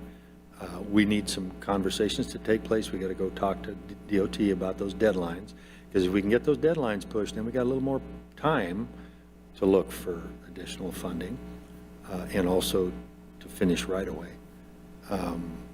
We need to start sounding out both our local and federal politicians for earmarks. That doesn't take that much. We can set up those meetings fairly quickly and just see what we can do. Everybody likes this project. I think it ticks a lot of priorities in the RAISE program. I think it's an attractive project since you've already done half of it. They look at that as this is finishing up a really important thing you've already done a lot of. You get great points for that. But in the end, if you had to sit and guess right now, I mean, I think some money's going to have to be generated locally, whether that's the approach or whether it's one of those other options, selling bonds. It could be revenue bonds with a dedicated source of funds like you were talking about, or it could be GO bonds or something else. But yeah, I don't know the answer, and I wasn't prepared to even suggest what the right answer is. I think it's a policy decision, and we need to get into that pretty quickly. I guess part of that too would be, at what point do you say, we've done what we can do, and this is the monies we've been able to get grant funding wise. Yeah. Let's pay for the rest of it somehow, whether it's a loan and repay it back that Right. way, or because we've set this as our priority, and we would have liked to have had it and have it done by the time our light rail station opens. So it's just right there, the table's set. And, we've been piecemealing the project together for years. So it'd be very interesting to have that, as a council, that conversation and some numbers put together as to how we can really let's just do it. Let's just get it done. I mean, that's kind of where I'm at right now, because, we've gone back to DC and we've been back at the state year after year after year promoting this project, and we're always told the same thing. It's a great project, and it has all these benefits, but nobody's willing to step up and say, here's your money, do it. It's that good. So, and I don't think that perspective has changed as far as anybody willing to step up and say, do it. Even the raise, I mean, we started out with our Tiger grants, and we were trying to work with Congressman Larson to get Tiger Cub grants. That money's pulled from that huge pot set aside for little cities. We're still working on that. I mean, nobody sees the benefit of the little city anymore. And we've been, just pounding that door. I personally feel like we're pounding our heads against the brick wall, and we're not making much progress. So, Stephen might want to comment too on this, but we did meet with Jake Johnston. And I think he, being a realistic person, and the rest of us, both with Tiger and Build, I think when I was in Edmonds, I applied for a Tiger and a Build grant, didn't get either one of them, and they're not a minimal amount of work to put one of those together, and there's some money that has to be spent to do it. RAISE is a little different. We've got a new administration. Their priorities are different. And, sustainability, environmental sensitivity, and a lot of things that may not have been major focuses in the previous versions of this program now are, and there's a lot more money. And so I think Jake has, on your behalf, changed his mind at least, that because I think he has advised in the past, I'm not sure that this project is the best fit at this time for Tiger or Build, because that just wasn't where that administration was headed. But now it looks like it is worth it. And there were two smaller cities in this state that got raise grants in the last cycle. That was Linwood and Bothell, not too far away. That's encouraging. And plus, there's almost no limit to how much you could get. You could go right for the 18 million if you wanted to. I think it's a ripe question, and I think that'll be a focus when we sit down to talk about this alone. Stefan, did you want to say anything about that? No, I actually think you're doing a great job, except that he did mention a meeting that we had with Jake Johnston recently, and he is encouraging us to go after, the raise grant. And like Phil said, he said last time, the funding cycle, he didn't think it was actually the right time, but now he does. And so that is something that we do want to explore. Thank you, and that's encouraging. I guess my comment, question was more to maybe plant a seed for the council to start talking and maybe thinking differently rather than, looking at our presentations again and think, all right, let's gear up and go after our federal monies and our state dollars. Let's look at it differently and figure out what do we need to do. Let's just get this thing done. That's where I'm at anyway. So it was plant a seed and we'll have further conversation. Could I just clarify on you were thinking of using TBD revenues for debt service on a loan? Somehow, something like whatever that, yeah. the best loan we could get. Right, yeah. Were you talking about adding the second $20 and using that as the 325 for debt service and keeping the current 325? Because it's being very useful in our program already and being spent pretty wisely, I think, by the city, not on projects this size, but. Right, I just saw that it's $325,000 a year, so. Right. And that's why, the follow-up to the question was, what would be the pros and cons and the overall impact to this TIP? And, just for a conversation starter, and maybe it dies right there because it's not really financially prudent for us to do it that way, but at least we could think of it different, look at it, start looking at the project differently and how we can fund it rather than always going to, how can we get grant funding and we apply for 5 million, but we get 2 million. Okay, now we're 3 million short. What are we going to do to make up that 3 million? Right. That's just the way phase one has been. Yeah. A constant uphill battle, and phase two is turning out the same way. Right. And it's even a bigger battle because there's more money. And the longer we wait, the more it costs. I mean, when we originally talked about this project, I mean, the whole project was less than what we paid for phase one. I mean, that's how long we've been and how expensive everything has gotten. 15 years. That's true. How many? 15 years. Has it been 15 years? Yeah. So, that's just something to think about. We can move on with our presentation tonight, and I appreciate it. And just plant a seed and let's start some conversations. Well, I will look forward to focusing on that particular problem very soon with the council and with senior management. And Phil, I do have one other thing. If that is something the council is willing to explore, I think that provides staff with more options that we can explore. Because I think, like you said, we have been doing all that we can over many, many, many years to find funding from outside sources, state, federal funds, et cetera. But if the council is willing to explore possibly taking out a portion, perhaps for part of it, maybe not all of it, like Phil said, then I think that changes the conversation. Well, you have one council member that's willing to explore it. Yeah, 2, 3. Well, and I think Mountlake Terrace is, what I see from the outside anyway, been very successful over quite a long period of time. I know, Mayor, you took great leadership here in the last year working with Jake and with other cities in Washington to try to address the problem Councilmember McCardley you brought up, which was we're at a kind of a weird sized city. It seemed like all the money either went to the giants or it was set aside for small rural communities, sometimes not even incorporated. That's not the focus in RAISE. They're trying to get both houses of Congress to see that the large middle area there from cities from approximately our size up to a couple 100,000 are competitive on these grants, where in the past we really weren't. So I think there's a lot to be said on this. Maybe we move on now, and if that's okay, if there are any other questions, and let Mark go ahead. Yeah, we'll wait to the end. That was the revenues. Quickly, that's the expenses. And you can see how big a role Main Street is in your transportation improvement program over the next 2 years here. And then Mark is going to look at some individual projects. The first one is Main Street, but we'll go through that quickly because we've talked about it a lot already. Go ahead, Mark. Here. Good evening, council.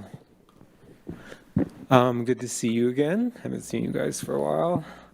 I just want to reiterate really quickly those raised grants and be a little more precise on what Jake told us. That Bothell and Linwood both got them last year for projects very similar to Main Street, and they were awarded 25,000 or 25 million. So that was the extent of those loans. They could really be a What I would like to know possible. is, why did we not know to even apply for it?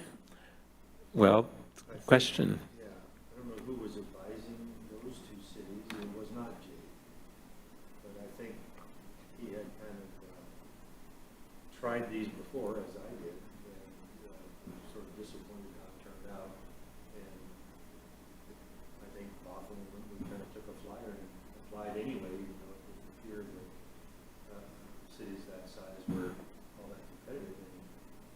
And they got grants. So now I think the lid's off. There'll be a lot more people applying. There's a lot more people applying. Because we were talking to Congressman Larson until very recently, and nothing was said that cities our size could do anything. I think it's only been fairly recently that staff's been fully aware of just the size of the hole that we've got on the funding side here. Because things have changed very quickly. So you got to look at big funders to fill a gap like that, or a whole lot of little ones. There is $1 million, I can tell you, that I think doesn't show up in any of these slides, which it dawned on us today. In a project like this, utilities will go out and do some utility work. So Storm will be putting in a new storm infrastructure on the street. Mark, could you give Phil the mic? Oh, I'm sorry. Good point. I was just saying that the city's own utilities, now that's still city money. Let's don't try to fool ourselves that there's some wall in between the utilities and the general fund completely. But when you're needing general governmental dollars to do a project in transportation, which the utilities can't really pay for the project, but they can pay for the damage they do to the streets in building their own part of the infrastructure on this project.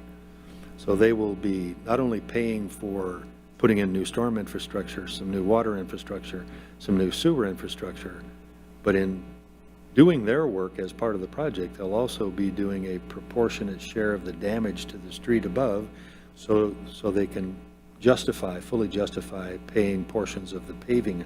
And that can add about another $1 million in revenue that doesn't show up here. So let's call it a $17 million problem now instead of an $18 million problem. Anyway, go ahead, Mark. Oops. Okay, I am going to go through the projects. Main Street Phase 2, not too much on it. It has, some very similar improvements that you can see on Main Street Phase 1 on 236th Street, and includes undergrounding of all power or all utilities and the decorative lighting that defines our vision for town center. Oh, thinking. I'm going to talk for two projects that are coming up this year or next year. And I'll talk a little longer about them, and the rest I'm going to go through pretty quickly. But 66th at Pavement Rehabilitation Project is a road diet project. And road diets include lane reductions and roadway rechannelization.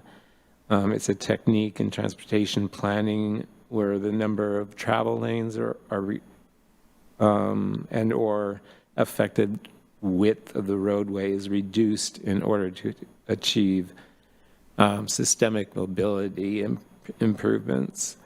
With 66th Avenue, we are rechannelizing the road by reducing travel lanes from 2 to 1 on individual sections of the roadway in the northbound and southbound directions to allow first a center two-way left turn lane where driveways on both sides of the roadway are abundant for controlled and safer access. 2 travel lanes in the southbound direction immediately south of 216th Street to provide a climbing lane for the heavy truck traffic in the area, and bike lanes on both sides of the roadway, and fourthly, longer left turn lanes at the approaches to the intersections to provide longer queue lengths for vehicle storage.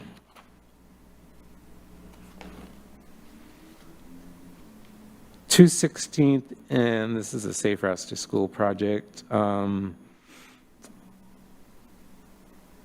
This project will include bulb outs at all 4 corners to shorten the crossing distance for pedestrians, which reduces their exposure and which reduces their crossing time and subsequently their exposure to vehicular traffic.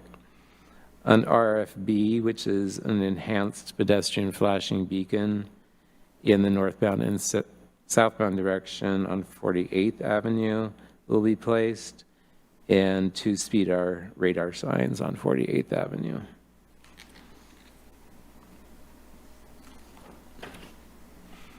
The 48th Avenue bicycle pedestrian connection will be part of, will be an improvement project following the completion of the 48th Avenue corridor study that I will be writing early next year. This project will add sidewalks on the west side of 48th Avenue. It will establish bike lanes in both directions to complete more of our bikeway network, which is identified in the Transportation Master Plan and our comprehensive plan. And it will also retain parking along the roadway.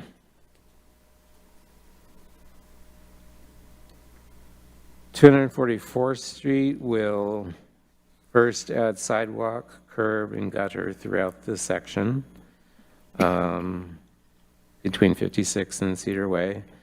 Second, it will add on-street parking and bicycle lanes, and also includes drainage improvements.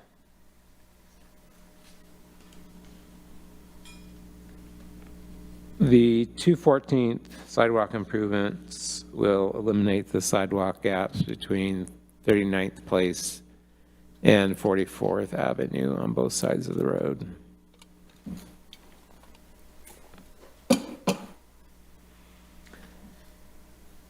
The remaining projects are described well on their respective slides, so I'm going to run through them a little more quicker. The 52nd Avenue Sidewalk Improvement Project.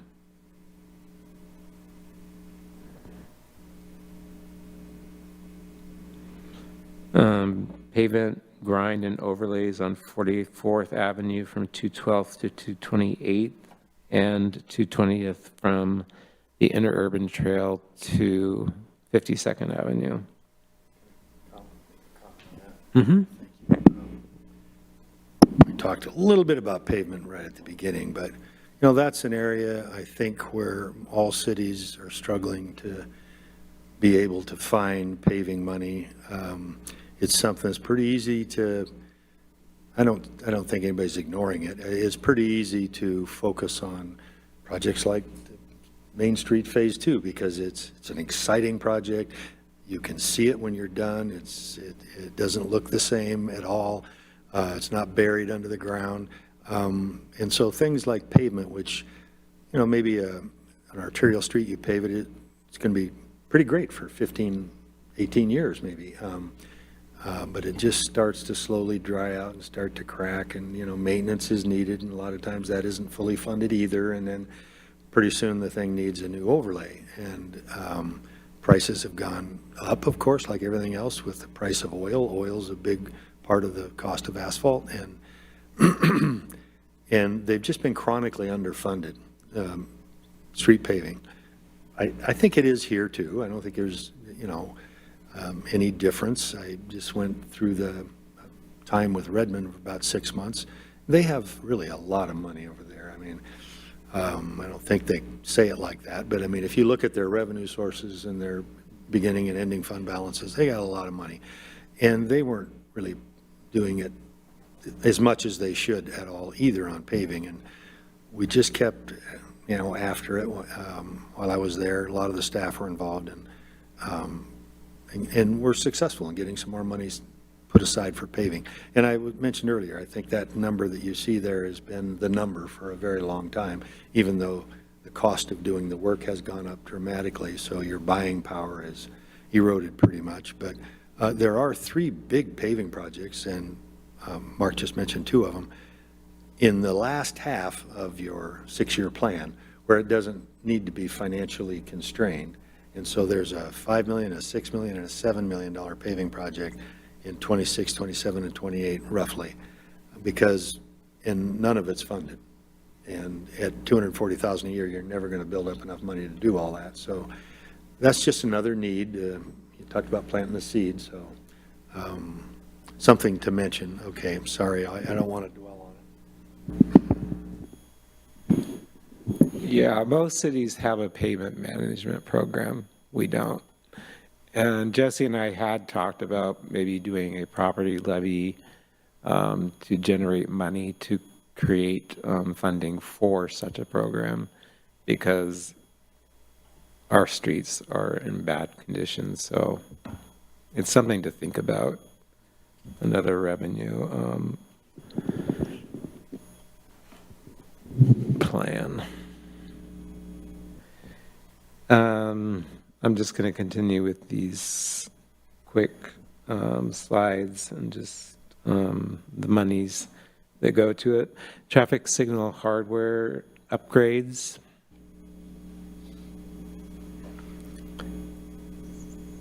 The 216th and 44th intersection approach restriping will help reduce the high collision frequency that is occurring at the intersection, especially with bicyclists. One thing we did say up front was that at the end of the sort of tip discussion, we did want to just show you about 4 slides on the utilities. We're not going to dwell on it. Yes. So question back a couple slides, it said adding projects to the TIPS plan helps us to go after grants. How do projects get added to our project list? In transportation? Mm-hmm. Well, That's part it. of the plan, transportation master plan we've got. The whole development of that, I think, reaches out to the community, the council, and everybody to provide ideas and requests and then set priorities. And it has a CIP in it at the end. After all those discussions and decisions are made, and here's a list of projects, usually in some rough priority order too. So that's where the candidates come from to go on the tip. Great, thank you. Just to answer your question too, some of these projects we've seen for years and years. Mm-hmm. And so some of it's not new for us, but there's been some major projects that have been taken off, like 44th, redoing that. We had, certain other things that were going to turn into planters. So things have kind of stagnated for quite a while on certain things. No offense, it wasn't what Where I mean the stagnation comes from is we used to have a dedicated fund to Surrey seals and different things like that, because we had one council member that was his main goal. And so we had it all dedicated in funds, and we really did really well with the roads. But like you said, the costs have gone up and unplanned events have happened, and it's frustrating to our citizens, but it's frustrating to all of us when we don't have the money to do certain things. So, but it's a good question about what gets prioritized. Yeah, and if you don't do pavement maintenance, pavements get worse and worse, and then you're ending up reconstructing them, which is very expensive. The final two projects on here were 212th and 48th Avenue traffic signal, which will create bulb outs at all four intersections to shorten the crossing distance and exposure of pedestrians to traffic. 220th and 58th traffic signal or roundabout. I think we were leaning towards a roundabout at that location because we have some right-of-way that we wouldn't have to find, because roundabouts take a little more right-of-way. But that's currently planned to reduce the traffic queues and delays at the intersection. And finally, 236th and 58th Avenue traffic signal or an RFB will improve pedestrian safety and vehicular mobility at this intersection. 2 signal poles and mast arms were included in Main Street Phase 1 to set up the infrastructure for it. So that will be much less expensive to install.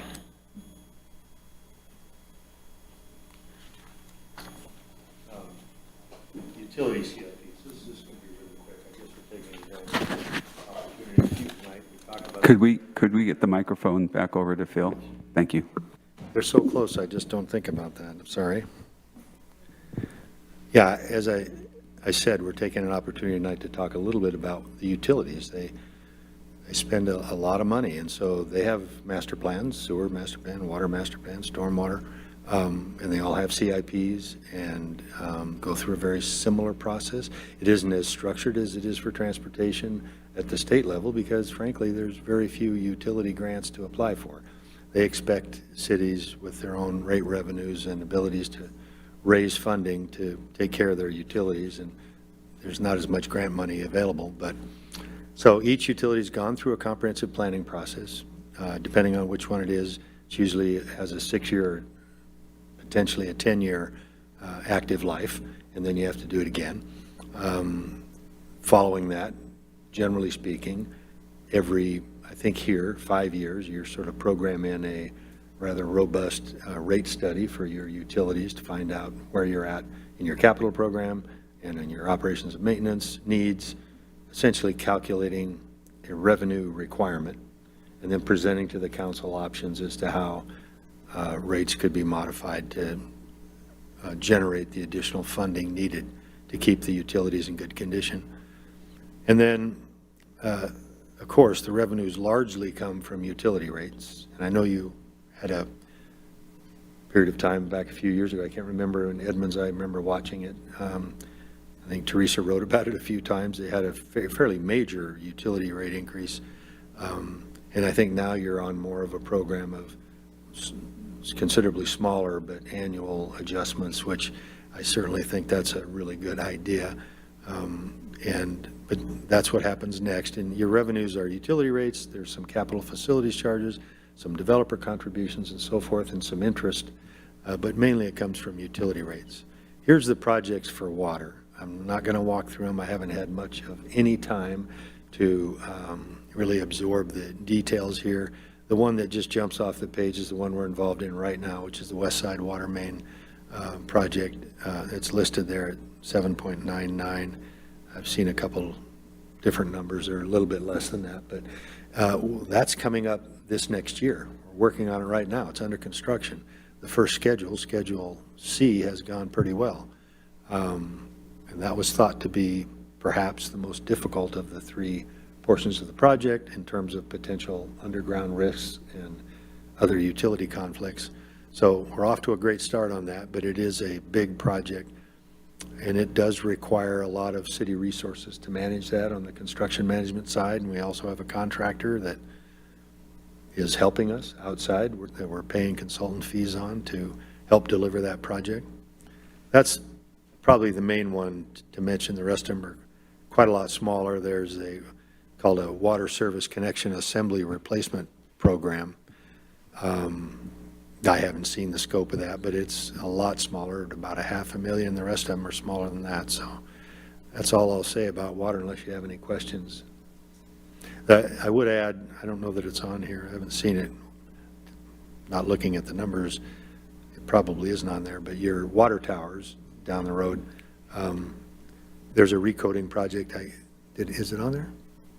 I think it's about $2.5 million, and that's coming up, but there's some thoughts about other potential options on those three reservoirs.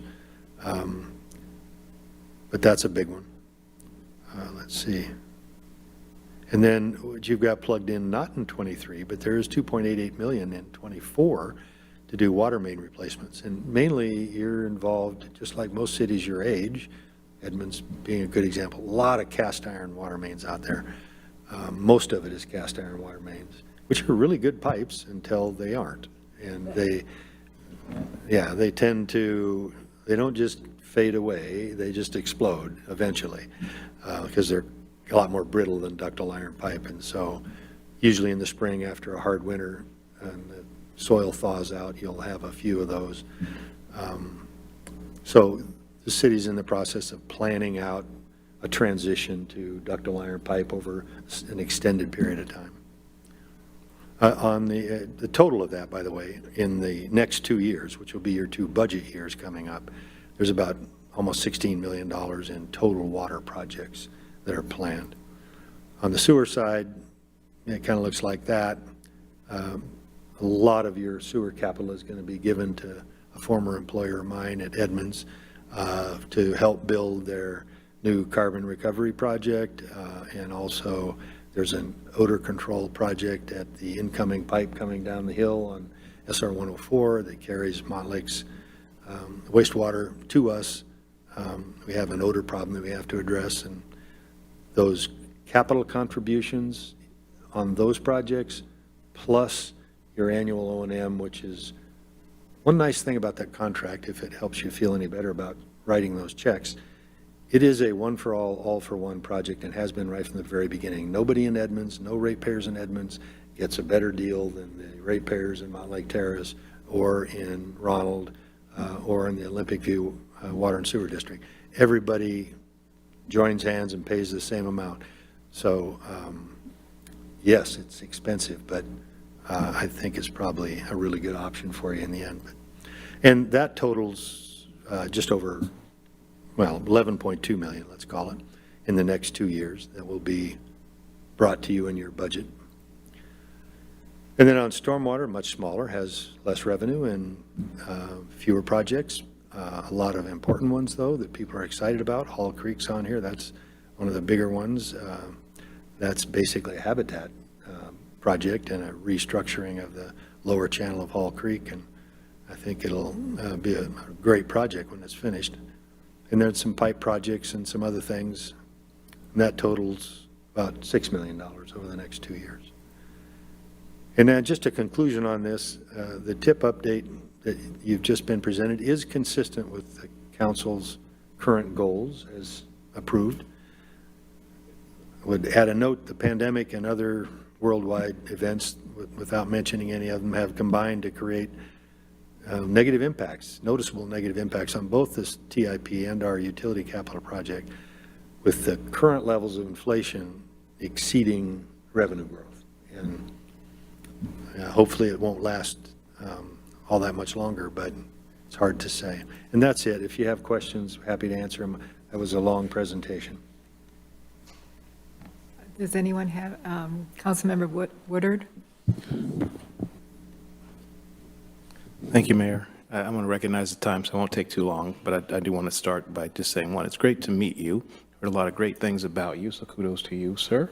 Obviously, you do the work, but nonetheless, that's just my way of saying you lived up to it in this presentation alone. I don't think I've ever had anybody give us those types of numbers and my heart rate not get affected. So I don't know if that's just your confidence or Mine your was. skills. I could, Yeah. but nonetheless, you communicated $18 million shortfall very well. That said, because this project's been going for 15 years, there's a lot that I think I've taken for granted. And I'm laughing at myself because I went out of my way today on the way home before council to come from, I always get a little turned around, to 20th and come down 56th. But phase 2 ends at 230th, correct? Which is just my way of saying, I think it's ironic that, and I think that's the right word for me to use today, that when you come down come down 56 from 220th, we have all of the new work on the fields, the new turf and all that. Where before, you didn't want to look at that. That was the eyesore. But now it's that actual road. I mean, I think I counted 5 different shades of road in different configurations, and that wasn't even in the presentation of things we can fix. Yet that's really I would argue, Mountlake Terrace. So I'm just kind of putting that out there. I think that's ironic that we're not even talking about the real projects in my heart that I'd love to see us working on. And maybe it's this paving. So I don't really have a question other than just to kind of point out that I like your idea of let's think differently instead of just keep talking about it. So if you needed a 4th council member to say, yes, let's look at alternatives, because I know you only made it to 3, I would be the 4th to say, yes, please look at that, because something has to be done. Because everything you had up there is needed. And again, it doesn't even have everything on there. And I just keep thinking, we're just going to have more cars. Because as I finish that road, right before you get to 230th, you have the beautiful property right there on the right that's almost done. That's a lot more cars that are coming down that road very soon here. But again, this isn't even a part of the conversation yet. So just wanted to say, great to meet you. It was a lot to digest. We'll get into and have better questions coming down the way. I was going to say coming down the road for a pun, but nonetheless, there's a lot of information. But for folks who are listening at home or later, just to realize that this doesn't even cover everything that really needs to be done in a 4 square mile city. Right. Therein lies the kicker. Goodness gracious. So thank you for the work. Thank you for the presentation, both of you. But no questions other than just kind of recognizing that we haven't really touched the real scope of the work that needs to be done here. Councilmember Sonmore? The one thing I don't want to bring up is the elephant in the room. I'm just as frustrated as not having an account center as everybody else. Oh, turn it on. Thank you. My one concern is here we go again into a recession like we did in 2008, and we lost a lot of opportunities then. But my one thing that I want to be very cognizant of is raising taxes for anybody going out for a levy live. I just received another complaint about our water bill today, and they're probably going to move out of Mountlake Terrace because of it. But that's my major concern. If you get $18 million, I would not see it being paid back with $380,000 a year. I think it would go quite higher than that. And so if Jake can work his magic, let's push him as far as we can to see what he can get on the federal side. And then, of course, looking at the state side too, because that's the one thing we've always been very cognizant of. And we finally went for the water and tried to get it up to where it needed to be. And it's coming back with us with some detrimental complaints. And so if we can find anything that we can do on the federal and state level to get funding without affecting our citizens as possible, that would be great. Because if we do something like this, there goes the pool, there goes some other projects. So this is something that we really need to explore more. But I'm with Councilman McCardle. It's something that we need to, what's the term, get her done, so just putting that out as well. Does anyone else have anything? Well, I have a lot of questions on some specific projects, but we can talk about those at a different time. And this has been an eye-opener, because I knew that things were not completely going, but it's nice to have somebody come in with a different set of eyes from the outside and seeing where we need to plug our holes. And we have a lot of holes, more holes than I thought. So I'm going to have to digest some of this a little bit more. And then we probably have more questions later.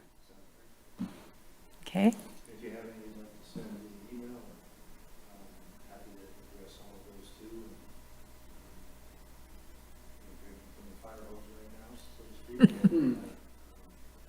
But I think we ought to get together fairly soon. I'll certainly talk to Stephanie and see what can work in your schedule.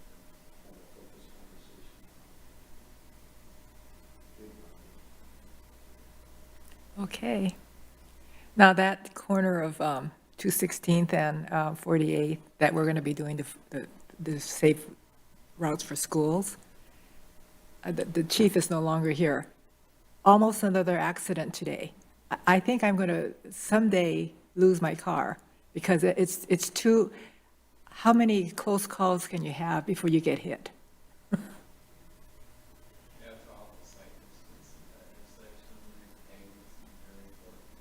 Mm-hmm. But I do want to talk about that because I have some ideas, because we're going to have like a 20-foot section of sidewalk that is not going to have a sidewalk. Are we going to put the sidewalk all the way through? Because I know that four corner very well. On the west side, going northward. Uh-huh. We're hoping to add that to the project, and I don't have a revenue for it. Microphone, please. We Thank you, are Wes. looking to put Thank you. eliminate the sidewalk gap north of 216th on the west side of the road if we can get enough revenue, but it's not part of the grant. No, it's more like 100 feet, but it's a huge retaining wall that has to be built. So it's more, it would cost probably about $350 to do that. That street has so many half blocks of sidewalk and then no sidewalk, and then another half block of sidewalk and then no sidewalk. Go ahead. All right, thank you, Mayor, and I'll be quick, but I think that, so when I was asking specifically about projects, I think some of the things that the council members have identified tonight, you know, the paving of 56, the gaps that we have that are sometimes very small, like one property wide throughout the city, I think understanding how we make sure that those are included as we move forward and identifying them, whether or not we're going to be able to address them near term or longer term, I think there's a lot of opportunity to make sure we at least have a more holistic list of the things that we need to accomplish. So yeah, welcome and look forward to having some of those conversations. Thank you. You know, that list of core programs that I was talking about, one was paving and ADA and so forth. There was a list of them in a document I was using, copying from liberally, that had sidewalks, but I looked at it and there wasn't any money in it for the last 7 years. So I absolutely get just as frustrated, I bet everybody does, when you're walking along and then all of a sudden you're out in the street again and going a little ways and then you're back on one block. And those are great projects, and safe routes to schools are often a good place to get grant funding. It's just, where does that project sit in a priority? And those priorities can be adjusted with public comment and council direction, and I just add that. All right. Thank you. Thank you.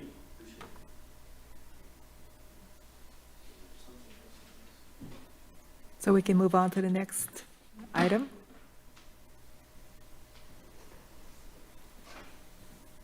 Okay, so the next item on our agenda is the discussion of resolution to approve the proposed waste management agreement extension. And is that with you, Stefan?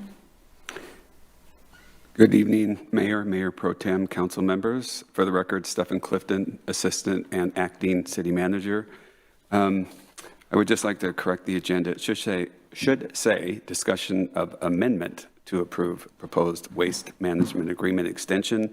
and I'll keep this brief in the interest of time, but on September 1st during the council meeting, I did note that the city and Waste Management are negotiating an extension or an amendment to the existing waste management contract, and that's specifically for garbage, recyclables, and also organics. And the current contract expires on October 1st, so I called Waste Management. They did agree to a 1-month extension, so they prepared an amendment, which is in your packet. It has been reviewed by the city attorney, and the council can approve that by placing this on the September 19th City Council meeting consent agenda and approving the consent items, and staff is recommending such. So do I get a thumbs up? Okay, I already see more than 4, all. And I assume that Councilmember Wall, oh, Mayor Pro Tem Wall. It's been a long evening. Okay, so we'll have that on our consent calendar for next week. Next on our agenda is public comment. Do we have any public comments? Do we have any public comments?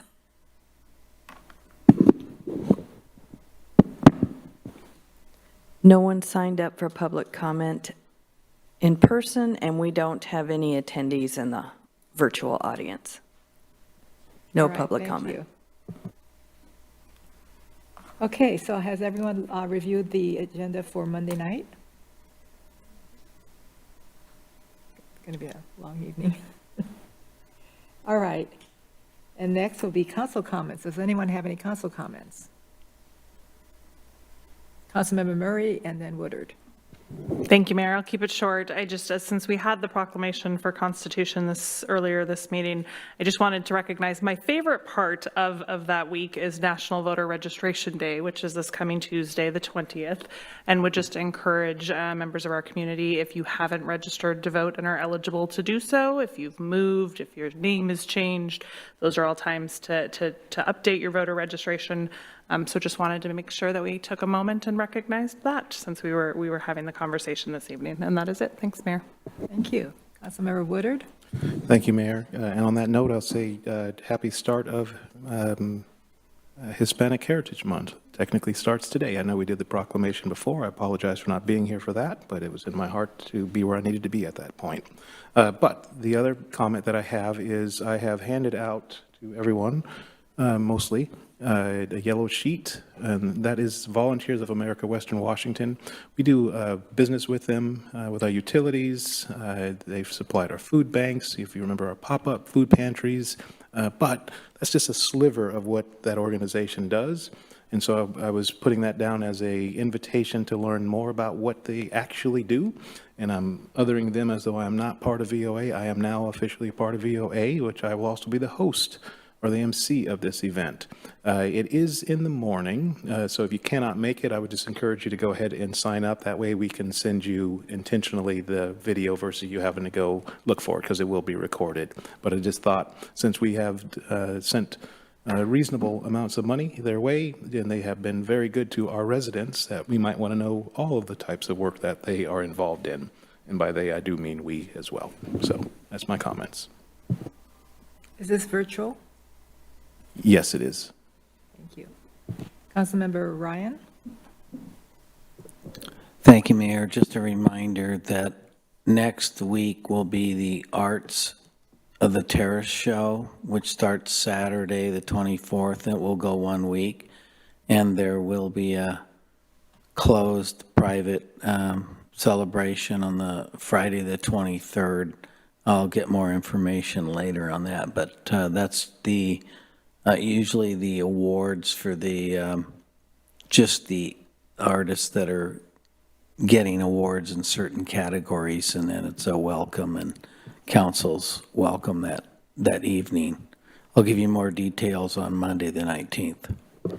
Yeah, we'll need to know what time to be there. Yeah. All right. Anyone else? Okay, I don't see anyone else. So the next item on our agenda is adjournment. And I don't have my thing, but we're adjourned.